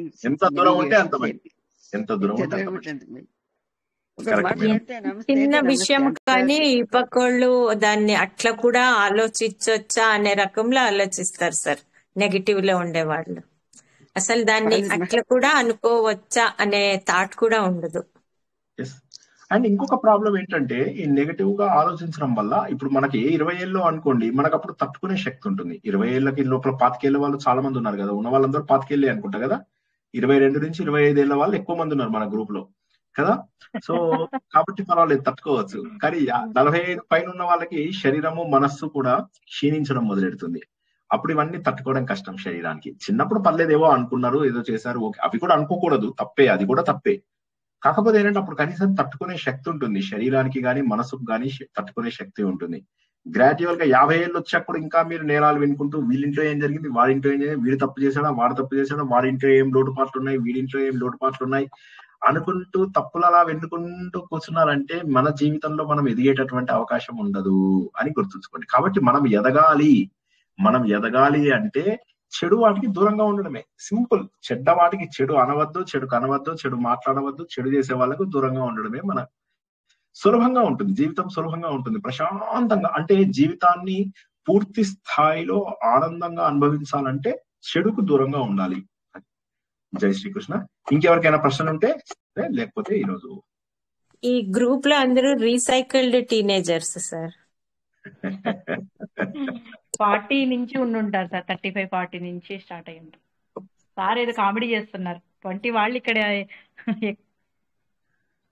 ఇక్కడ ఎందుకు వస్తారంటారా 20 వాళ్ళు? అంటే వస్తారు సార్, వాళ్ళ అదృష్టం, వాళ్ళ పూర్వజన్మ సుకృతం రావచ్చు సార్, వస్తే ఇంకా మంచిది కదా. నేను జోక్ కూడా చేయకపోతే మీరు అసలు రారు కదా. అసలు మీరు జోక్ చేయకపోతే అసలు రారు సార్. ఒకటే సార్, శరీరానికి వృద్ధాప్యం కానీ మనసుకి వృద్ధాప్యం లేదు. Correct sir, agree with you sir. అయిపోతున్నాను సార్ ఇంకా. అదే నేనది, శరీరానికి వృద్ధాప్యం మనసుకి వృద్ధాప్యం లేదు, ఎప్పుడూ ఉల్లాసంగా ఉంటుంది. అవును సార్, అవును. I agree, Sharma sir. Just a number, sir. అంతే. సునీత గారు ఏదో చెప్తుంటే అందరూ మాట్లాడారు, చెప్పండి. సునీత గారు ఏదో చెప్పబోయారు. అదే సార్, వైరాగ్యం చిన్న వయసులోనే రావాలి కదా అని అంటారు కదా సార్, మీరు వస్తే మంచిది. అంటే యాక్చువల్ గా చెప్పాలంటే వైరాగ్యం అనేది అంటే వైరాగ్యం ఎందుకు రావాలి ముందు ఒకసారి చిన్నగా ఆలోచిద్దాం. వైరాగ్యం ఎందుకు రావాలి? ముందుగా మనకు పరిస్థితులు అన్ని బాగున్నప్పుడు వైరాగ్యం రాదు. ఎందుకోసం? వాళ్ళు అన్ని బాగానే ఉన్నాయి కదా, ఎందుకు వస్తుంది వైరాగ్యం? ఏదో దేవుడికి దండం పెట్టాలంటే మనం కొన్ని రావు, చిన్నతనం నుంచి రావు. వైరాగ్యం అంటే ఏంటి? వైరాగ్యానికి ఒక డెఫినేషన్ ఎదగడం, అది రావాలి చిన్నతనం నుంచి. కానీ వైరాగ్యం అంటే వదలడం, అది ఎప్పటికీ రాదు. ఎందుకోసం అంటే మనకు చెడు జరిగే వరకు, మనకి ఏదన్నా దెబ్బ తగిలే వరకు కూడా ఇది తప్పు అని చెప్పి తెలుసుకోలేము. పిల్లలందరూ బాగా చూసుకుంటున్నారు, ముసలితనం వచ్చినా కూడా అందరూ బాగా చూసుకుంటారు. ఎందుకు వైరాగ్యం వస్తుంది నాకు? అందరూ తిరుగుతున్నారు. ఇప్పుడు మనకు గుజరాతీ ఫ్యామిలీస్ ఉంటాయి, ఆ ఫ్యామిలీస్ లోపల పెద్దవాళ్ళకి చాలా విలువ ఇస్తారు. వాళ్ళు అక్కడ 80 ఏళ్ళ వాడు ఉన్నా సరే వాడు చెప్తే మనవాడితో సహా అందరూ భయపడుకుంటూ అన్ని పనులు చేస్తూ ఉంటారు. వాళ్ళలో ఈ రోజు కూడా ఫ్యామిలీ కల్చర్ ఉంది. వాళ్ళకి వైరాగ్యం ఎందుకు వస్తుంది? సో వాళ్ళు ఏంటంటే దేవుడికి ఎంత చేయాలో అంత చేస్తారు వాళ్ళు, కానీ వాళ్ళకి వైరాగ్యం ఎప్పటికీ రాదు. వాళ్ళు చనిపోయే వరకు కూడా వాళ్ళకి వైరాగ్యం రాదు. కానీ మనలాంటి వాళ్ళకి ఏంటంటే అసలు మామూలుగా హిందూ ధర్మంలో చెప్పింది ఏంటి? 50 ఏళ్ల తర్వాత కనుక నీకు వైరాగ్యం రాలేదు అంటే నీకు ఇంకెప్పటికీ రాదు. ఎందుకంటే 50 ఏళ్ల తర్వాత కూడా నువ్వు ఇంకా పిల్లలు, మనవరాళ్ళు ఇవన్నీ ఆలోచిస్తున్నావు అంటే ఎప్పటికీ రావాలి వైరాగ్యం. ఎందుకంటే వైరాగ్యం ఎప్పుడు వస్తుంది? ఆలోచనతో వస్తుంది. ఇది నేను శాశ్వతం కాదు, నేను రేపే చనిపోవచ్చు, ఈ గంటలో చనిపోవచ్చు, ఈ ప్రపంచాన్ని వదిలేసి నేను వెళ్ళిపోయినప్పుడు వీళ్ళందరూ నాకు ఏమవుతారు, కాబట్టి నేను తర్వాత జన్మలలో తీసుకెళ్లవలసినది నేను సేకరించానా లేదా? ఈ జన్మలలో ఉన్నటువంటి ఆస్తులు, అంతస్తులు, బంధుత్వాలు, చుట్టరికాలు, స్నేహాలు ఇవన్నీ కూడా ఇక్కడే వదిలేసి వెళ్ళాలి కదా. ఈ ఆలోచననే వైరాగ్యం అంటారు. వైరాగ్యం అంటే ఆయనకు అశోకుడికి వచ్చిన వైరాగ్యం గాని, గౌతముడికి వచ్చిన వైరాగ్యం గాని క్షణాలలో వచ్చేసాయి వాళ్ళకి. ఒక చిన్న మార్పు అంతే. మనందరికి కూడా వైరాగ్యం వస్తుంది. మనం అనుకున్నాం కదా శ్మశానము, ప్రసూతి, పురాణము అని చెప్పి, మనకు కూడా వస్తుంది వైరాగ్యం. కాకపోతే ఇట్స్ షార్ట్ లివింగ్, కొద్దిసేపు ఉండి అది వెళ్ళిపోతుంది. మళ్ళీ శ్మశానం నుంచి బయటికి రాగానే నార్మల్ అయిపోతాం.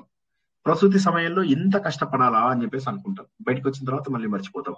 పురాణం విన్నప్పుడు ఇంకే తప్పు చెయ్యను అని అనుకుంటాం, మళ్ళీ బయటకు వచ్చాక నార్మల్ అయిపోతాం. ఇది ఆలోచన ద్వారా మాత్రమే శాశ్వతంగా ఉంటుంది. మనకు వైరాగ్యం అంటే తెలియకపోవడం అవుట్ ఆఫ్ క్వశ్చన్. ఇందులో ఉన్న వాళ్ళలో ప్రతి ఒక్కరికి ఏదో ఒక సమయంలో వైరాగ్యం వచ్చిందని నేను రాసిస్తా. కాకపోతే ఇట్ ఈస్ నాట్ పర్మనెంట్.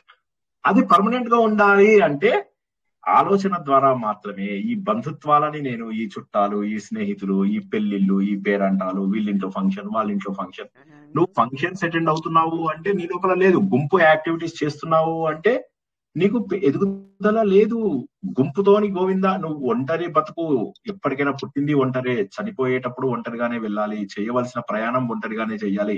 కాబట్టి పరిణతి వచ్చింది అంటే ఏదో కొంతవరకు హిందూ మతం గురించి తెలుసుకొని ఓకే నేను మంచివాడిని, రామనామం చేసుకుంటున్నాను, ఎంతో కొంత అర్థం చేసుకున్నాను, పిల్లలతోని, మనవరాళ్ళతోని కాలక్షేపం చేస్తాను అనేటటువంటి భావన ఎక్కువ మందిలో ఉంటుంది. కానీ పూర్తి స్థాయి ఇంట్లోనే, ఫ్యామిలీలోనే ఉంటూ కూడా నేను దేహాన్ని కాదు, నేను ఆత్మను, ఈ దేహాన్ని ఇక్కడ వదిలేసి వెళ్ళిపోతాను, ఒక చొక్కా విప్పినట్టుగా విప్పేసి వెళ్ళిపోతాను, నాకు మరణం అంటే భయం లేదు, నేను శాశ్వతుడను అనేటటువంటి ఆలోచనతో ఉన్న వాళ్ళు చాలా తక్కువ మంది ఉంటారు. అందుకోసమే మనం ఈ బొట్టు పెట్టుకోవడము, ఈ విభూతి రాసుకోవడం ఇవన్నీ ఎందుకంటే ఆ ఆలోచనను నిరంతరము మన లోపల నిలుపుకోవడం కోసం, నిలుపుకొని నిరంతరం జ్ఞాపకం ఉంచుకోవడం కోసం చేతికి చిన్న బొట్టు పెట్టుకుని చూసినప్పుడల్లా జ్ఞాపకం రావాలి. ఓకే నేను శరీరాన్ని కాదు, నేను ఆత్మని, నేను వైరాగ్యంగా ఉండాలి, ఓవర్ యాక్టింగ్ చేయకూడదు. ఓకే ఎవరైనా చెడు మాటలు మాట్లాడుతున్నారు అనుకో, సడన్ గా బొట్టు కనిపిస్తే ఓకే నేను ఇప్పటి నుంచి చెడు చేయకూడదు.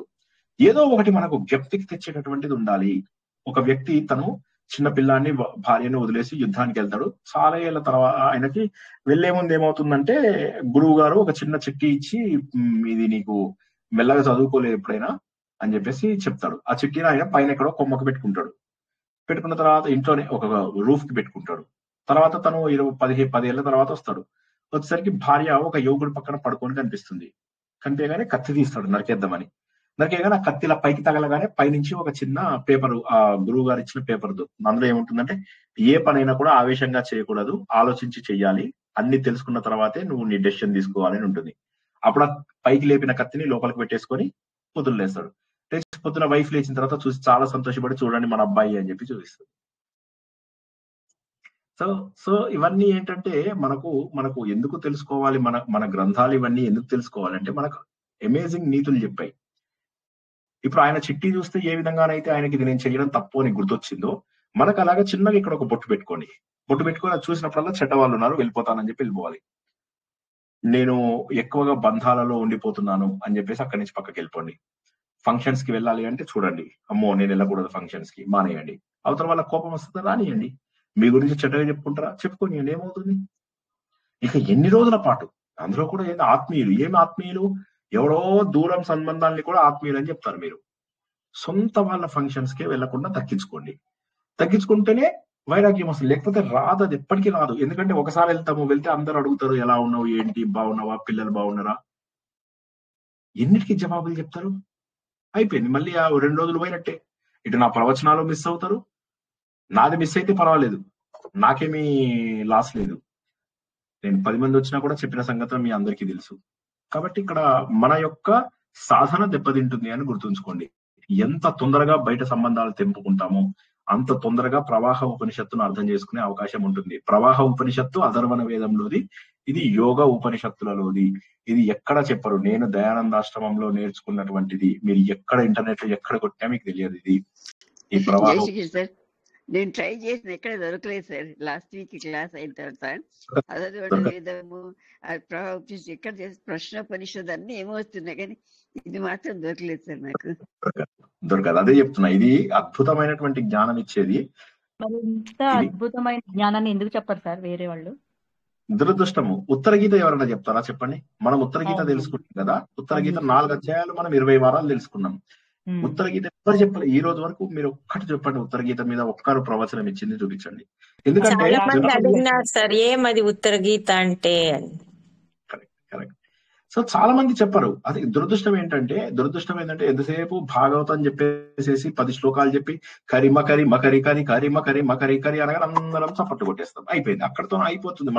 మన ఎదుగుదల కూడా అయిపోతుంది. కానీ మనం గుర్తించాల్సింది ఏంటంటే, పశువులకు మనుషులకు ఉన్న తేడా ఏంటంటే ఆలోచన లేదా విచక్షణ శక్తి. ఆ విచక్షణ శక్తి ఎందుకు ఇచ్చాడు దేవుడు అంటే, మనం ఏదో ఒకటి ఆలోచించి కొత్తగా మనం చేయడం కోసం. ఎవరిని మనం ద్వేషించక్కర్లేదు. ఇప్పుడు ఈ ప్రవచనకర్తలు వాళ్ళ మీద నేను సెటైర్లు ఇస్తున్నాను, కానీ వాళ్ళని ఎవరిని నేను ద్వేషించను. నాకు చాలా చెడు చేసిన వాళ్ళని కూడా నేను ద్వేషించను. చాలా చెడు చేసిన వాళ్ళకు కూడా అవసరం వచ్చిందంటే ముందు నేను నిలబడి వారిని నేను సహాయము చేసినటువంటి పరిస్థితులు ఉన్నాయి. ఇక్కడ ద్వేషం అనేటటువంటిది పెట్టుకోకూడదు. నచ్చని వాళ్ళకు దూరంగా వెళ్ళిపోండి కొన్నాళ్ళు. ఎందుకంటే తప్పదు. ఇంకా ఇప్పుడు ఇది 50 ఏళ్ళు వచ్చిన తర్వాత కూడా ఇంకా మనము వెళ్ళి మళ్ళీ కొత్త ఫ్రెండ్షిప్, పాత ఫ్రెండ్షిప్లే ఇది అంటే మళ్ళీ కొత్త ఫ్రెండ్షిప్లు, కొత్త నెట్వర్క్లు, కొత్తవి ఇవన్నీ చేయొద్దు. ఇక్కడికి ఆపుకోవాలి. కనీసం ఇంకా జీవితంలో ఇక్కడికి మనం ఆపుకునేటటువంటి ప్రయత్నం చేయాలి. చెప్పుకుంటూనే ఉంటా నేను. జై శ్రీకృష్ణ. ఇంకేమైనా ప్రశ్నలు ఉంటే అడగండి మీరు.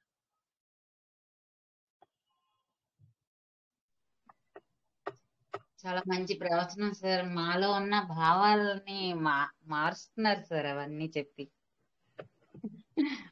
జై శ్రీకృష్ణ. మీరు ఇక మణిద్వీపము ఇక చూడండి ఒక లెవెల్లో ఉంటుంది.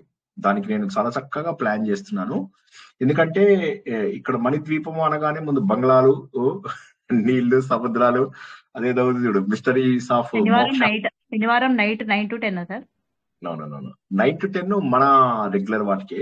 అది మధ్యాహ్నం 3 o'clock మీరు అందరూ గాఢ నిద్రలో ఉంటారు కదా, ఆ సమయంలో గాఢ నిద్రలో ఉన్నట్టే కనిపిస్తావా అండి? సార్ కళలో అలా కనిపిస్తామేమో. అప్పుడప్పుడు గురకలు వినిపిస్తూ ఉంటాయి. లేదు అసలు ఆలోనే పెట్టాం కదండి, మీరు గురకలు ఎక్కడ వినిపిస్తాయండి? యోగా వేసిన తర్వాత ప్రాణాయామం చెయ్యాలా అండి ఎప్పుడైనా? యోగా తర్వాత ప్రాణాయామం చేయాలి. కరెక్ట్. సూక్ష్మదేహం జై శ్రీకృష్ణ. చూస్తారు సార్, మేము లాస్ట్ నిద్రపోతున్నామా లో లేచిందా. వాయిస్ బ్రేక్ సారు అవుతుందమ్మా, వాయిస్ బ్రేక్ తను అవుతుంది. అనేది ఏంటంటే సారు సూక్ష్మదేహంతో మన అందరినీ గురకబెట్టి నిద్రపోయి చూస్తున్నారు అని అంటుంది. ఓ అంటున్నారా? జై శ్రీకృష్ణ సార్. జై శ్రీకృష్ణ సార్ లాస్ట్ లో పాండురంగ స్వామిది చెప్తారు కదా సార్, అవునమ్మా. అది ఒకసారి రాసి కొంచెం గ్రూప్ లో పెట్టరా సార్? అది దొరుకుతుంది అనుకుంటా, మీరు గూగుల్లో కొట్టండి. మన రాధిక ఉన్నారు కదా, ఆవిడ గూగుల్ స్టార్ ఆవిడ. వాడు అన్ని చక్కగా అవి చేయగలరు. చూడండి ఒకసారి. సార్ మీరు చెప్పగానే ఆవిడ పోస్ట్ చేస్తారు. ఎందులో ఉంటాయి సార్ అవన్నీ? తనంత తొందరగా చేస్తారు. ఈ గూగుల్లో కొడితే వస్తాయి. గూగుల్లో కొట్టండి చక్కగా. ఏమని కొట్టాలి సార్?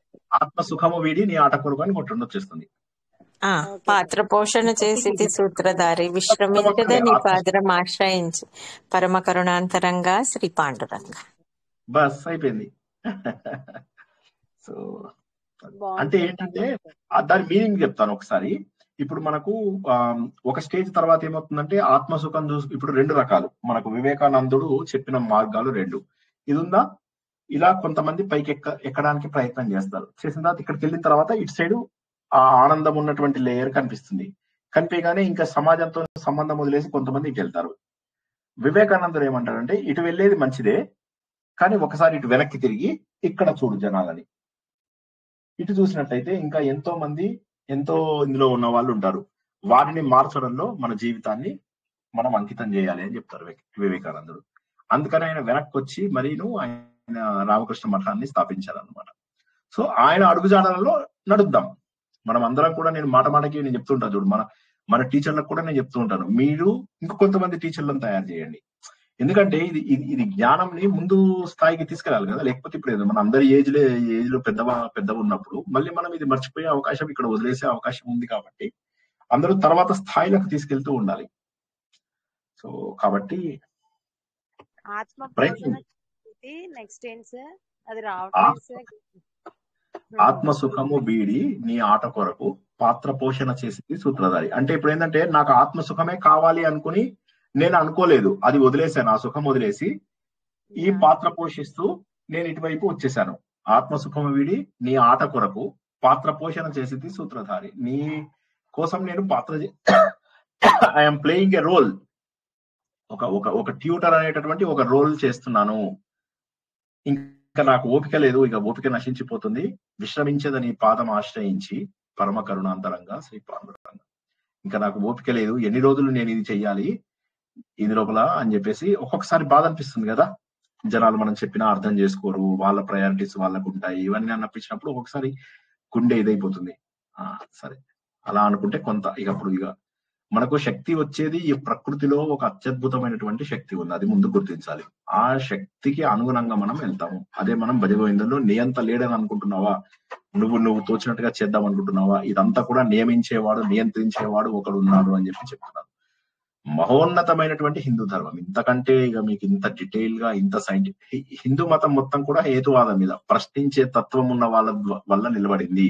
అంతేగాని గుడ్డిగా దేవుడు వచ్చాడు అన్నాడు అంటే దానికి ప్రశ్నించాల్సిన అవసరం లేదు. మీరు మ్యాజిక్ ఉంటే దానికి ఏమి క్వశ్చన్ చేస్తారు మీరు? నేను ఈ రూమ్ లోంచి మాయమైపోయి పక్క రూమ్ లోకి వెళ్ళాను అంటే నాకు శక్తి ఉంది అంటే మీరు ఏమంటారు? సార్ శక్తి ఉందంటే ఉంది, నాతో పాటు మీరు కూడా ఉంటే మీకు కూడా శక్తి నేర్పిస్తా అంటే మీరు అందరూ పాదదాసులై పడి ఉంటారు. అది నీచంగా ఇప్పుడు చేసే వాళ్ళు అదే చేస్తారు. మాకు శక్తులు ఉన్నాయని అబద్ధాలు చెప్తూ ఉంటారు, చేసి అట్లా చేస్తూ ఉంటారు. సో మాయ చేయడానికి శక్తులు ఉన్నాయి అని చెప్పేసి అదే విధంగా దేవుడికి శక్తులు ఉన్నాయి, దేవుడు ఇక్కడి నుంచి మాయమై అక్కడికి వచ్చాడంటే ఓకే అంటాం మనం. కానీ దేవుడు సర్వాంతర్యామి కదా అనే స్థాయిని మనం గుర్తించాం. ఇప్పుడు ఏమవుతుందంటే లాజిక్ ని మనం పక్కన పెట్టేసేసి గుడ్డిగా నమ్మడానికి ఎక్కువ ఇష్టపడతాం. మా స్నేహితుడు కెమిస్ట్రీ ఎగ్జామ్ కి చేసినట్టుగా గుడ్డిగా యాంత్రికంగా చేయడానికి ఎక్కువ ఇష్టపడతాం. కానీ మనం ఎంతసేపు కూడా ఏదో గుడ్డిగా, ఇప్పుడు మాకు సంధ్యావందనం ఒక గ్రూప్ ఉందన్నమాట. మాకు సంధ్యావందనం గ్రూప్ చాలా పెద్ద గ్రూప్. అది ఆ గ్రూప్ లోపల ఉన్న వాళ్ళందరూ సంధ్యావందనం చేసి దేశ సేవ చేస్తున్న రేంజ్ లో పోజు కొడతారు. తప్పనను, అందులో ఉన్న వాళ్ళందరూ మంచి వాళ్ళే, అందులో ఒక్క చెడ్డ వ్యక్తిని కూడా నేను చూడలేదు. కాకపోతే అమాయకత్వం. ఇప్పుడు దురదృష్టం ఏంటంటే ఈ ఆధ్యాత్మిక మార్గంలో ఉన్న వాళ్ళు ఏం చెడ్డవాళ్ళ? వీళ్ళందరూ ఈ పారాయణాలు చేస్తున్న వాళ్ళు వీళ్ళు ఏమైనా చెడ్డవాళ్ళు కాదు, అమాయకులు. అందుకోసం మనం బాధపడేది అమాయకులని బాధపడతాం, అంతేగాని వాళ్ళు ఏం చెడ్డవాళ్ళు కాదు. వాళ్ళు కాకపోతే స్వార్థపరులు. ఏమైతుందంటే నాకు లాభం జరుగుతుంది. మాకు సంధ్యావందనం నేర్పించినప్పుడు కూడా వాళ్ళు ఏమని నేర్పించారు, ఇగో నా కూతురికి బాలేదు, నేను సంధ్యావందనం చేయడం వల్ల నా కూతురుకు బాగుపడింది అనగానే అందరూ చప్పట్లు కొట్టారు. సో ఈ విధంగా ఏంటంటే మహిమలు వస్తాయి, నాకేదో మహత్తులు జరుగుతాయి నా జీవితంలో, నేను కష్టపడకుండా నాకు మార్పు ఎలా వస్తుంది, ఆలోచించకుండా మార్పు ఎలా వస్తుంది అనేది ఎవరు అనుకోరు. ఏదో నాకు గుడ్డిగా చూమంతర్ చేస్తే నాకేదో జరిగిపోతుంది అని చెప్పేసి వచ్చే వాళ్ళే ఎక్కువ మంది ఉంటారు. అమాయకులు కానీ స్వార్థపరులు. ఇప్పుడు రెండు కలిపిన ఇదనమాట, అమాయకత్వము స్వార్థము రెండు కలిపి నాకు మంచి జరగాలి అని చెప్పి అవతల వాడు చెప్పే దాంట్లో లాజిక్ ఆలోచించదు, అసలు హేతువాదం అసలు లేదు. ఇప్పుడు మనం చెప్పుకుంటున్నాము మన శరీరం చుట్టూ వేవ్స్ ఉన్నాయని, ఆ వేవ్స్ ఉన్నాయని మనకు సైన్స్ ఆల్రెడీ ప్రూవ్ చేసింది. మ్యాగ్నెటిజం ఉందని సైన్స్ ప్రూవ్ చేసింది, ఎలక్ట్రిసిటీ ఉందని చెప్పి సైన్స్ ప్రూవ్ చేసింది.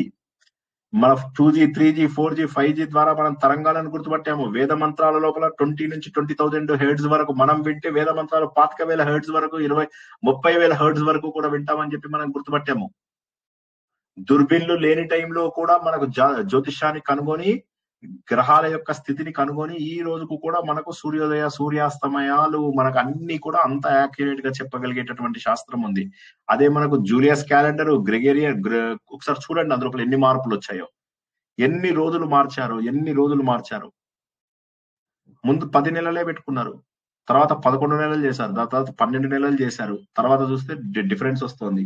ఇంత కష్టపడ్డారు వాళ్ళు. కష్టపడితే వాళ్ళకి ఫైనల్ గా గ్రెగేరియన్ క్యాలెండర్ కూడా వచ్చింది, ఇప్పుడు మనం ఫాలో అవుతున్న జనవరి టు డిసెంబర్ది. వేరాజ్ మనకి ఎప్పటి నుంచో ఉంది, చైత్ర వైశాఖ జ్యేష్ఠం నక్షత్రాల అనుగుణంగా మనకు చంద్రుడి యొక్క గమనం ఆధారంగా అద్భుతమైనటువంటి ఇది తీసుకున్నాం. ఒక అధిక మాసం పెట్టాం, ఏ పౌర్ణమి ఇది లేని రోజు మనం అధిక మాసంగా పెట్టుకోవడం అద్భుతం, అమోఘం.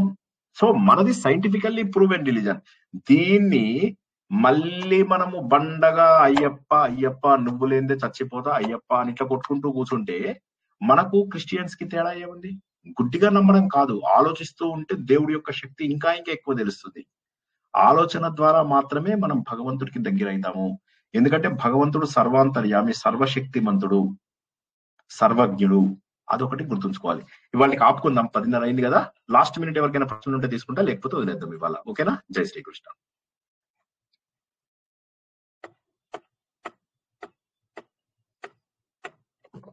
Okay, wonderful. అందరూ కూడా ఆలోచన ద్వారా మాత్రమే భగవంతుని చేరుకుంటారని, మన లోపల ఉన్నటువంటి ప్రవాహము అనగా ప్రాణము యొక్క చలనము, వాయువు యొక్క చలనము, రక్తము యొక్క చలనము, శక్తి యొక్క చలనము. ఈ చలనము ఎలా ఉంటుంది అని ఆలోచిస్తూ మనము ఈ చలనానికి కారణమైనటువంటి సర్వశక్తివంతుడైనటువంటి ఆ భగవంతుణ్ణి గుర్తించాలని, అందరూ గుర్తిస్తారని ఆశిస్తూ ఈరోజు ప్రవచనాన్ని ఇక్కడికి ముగించుకుంటున్నాం. రేపు ఎప్పట్లాగే మనని దేవుడిగా మార్చే లక్షణాలేవి, ఏ లక్షణాల ద్వారా మనకు మంచి జరుగుతుంది, ఏది మంచి ఏది చెడు, దైవీ లక్షణాలంటే ఏంటి, అది రేపు మళ్ళీ కొనసాగించుకుందాం. పునర్దర్శనం రేపు రాత్రి 9 గంటలకు భగవద్గీత ద్వారా. జై శ్రీకృష్ణ. అందరికీ శుభం కలుగుగాక. శుభరాత్రి. జై శ్రీకృష్ణ సార్. జై శ్రీకృష్ణ సార్.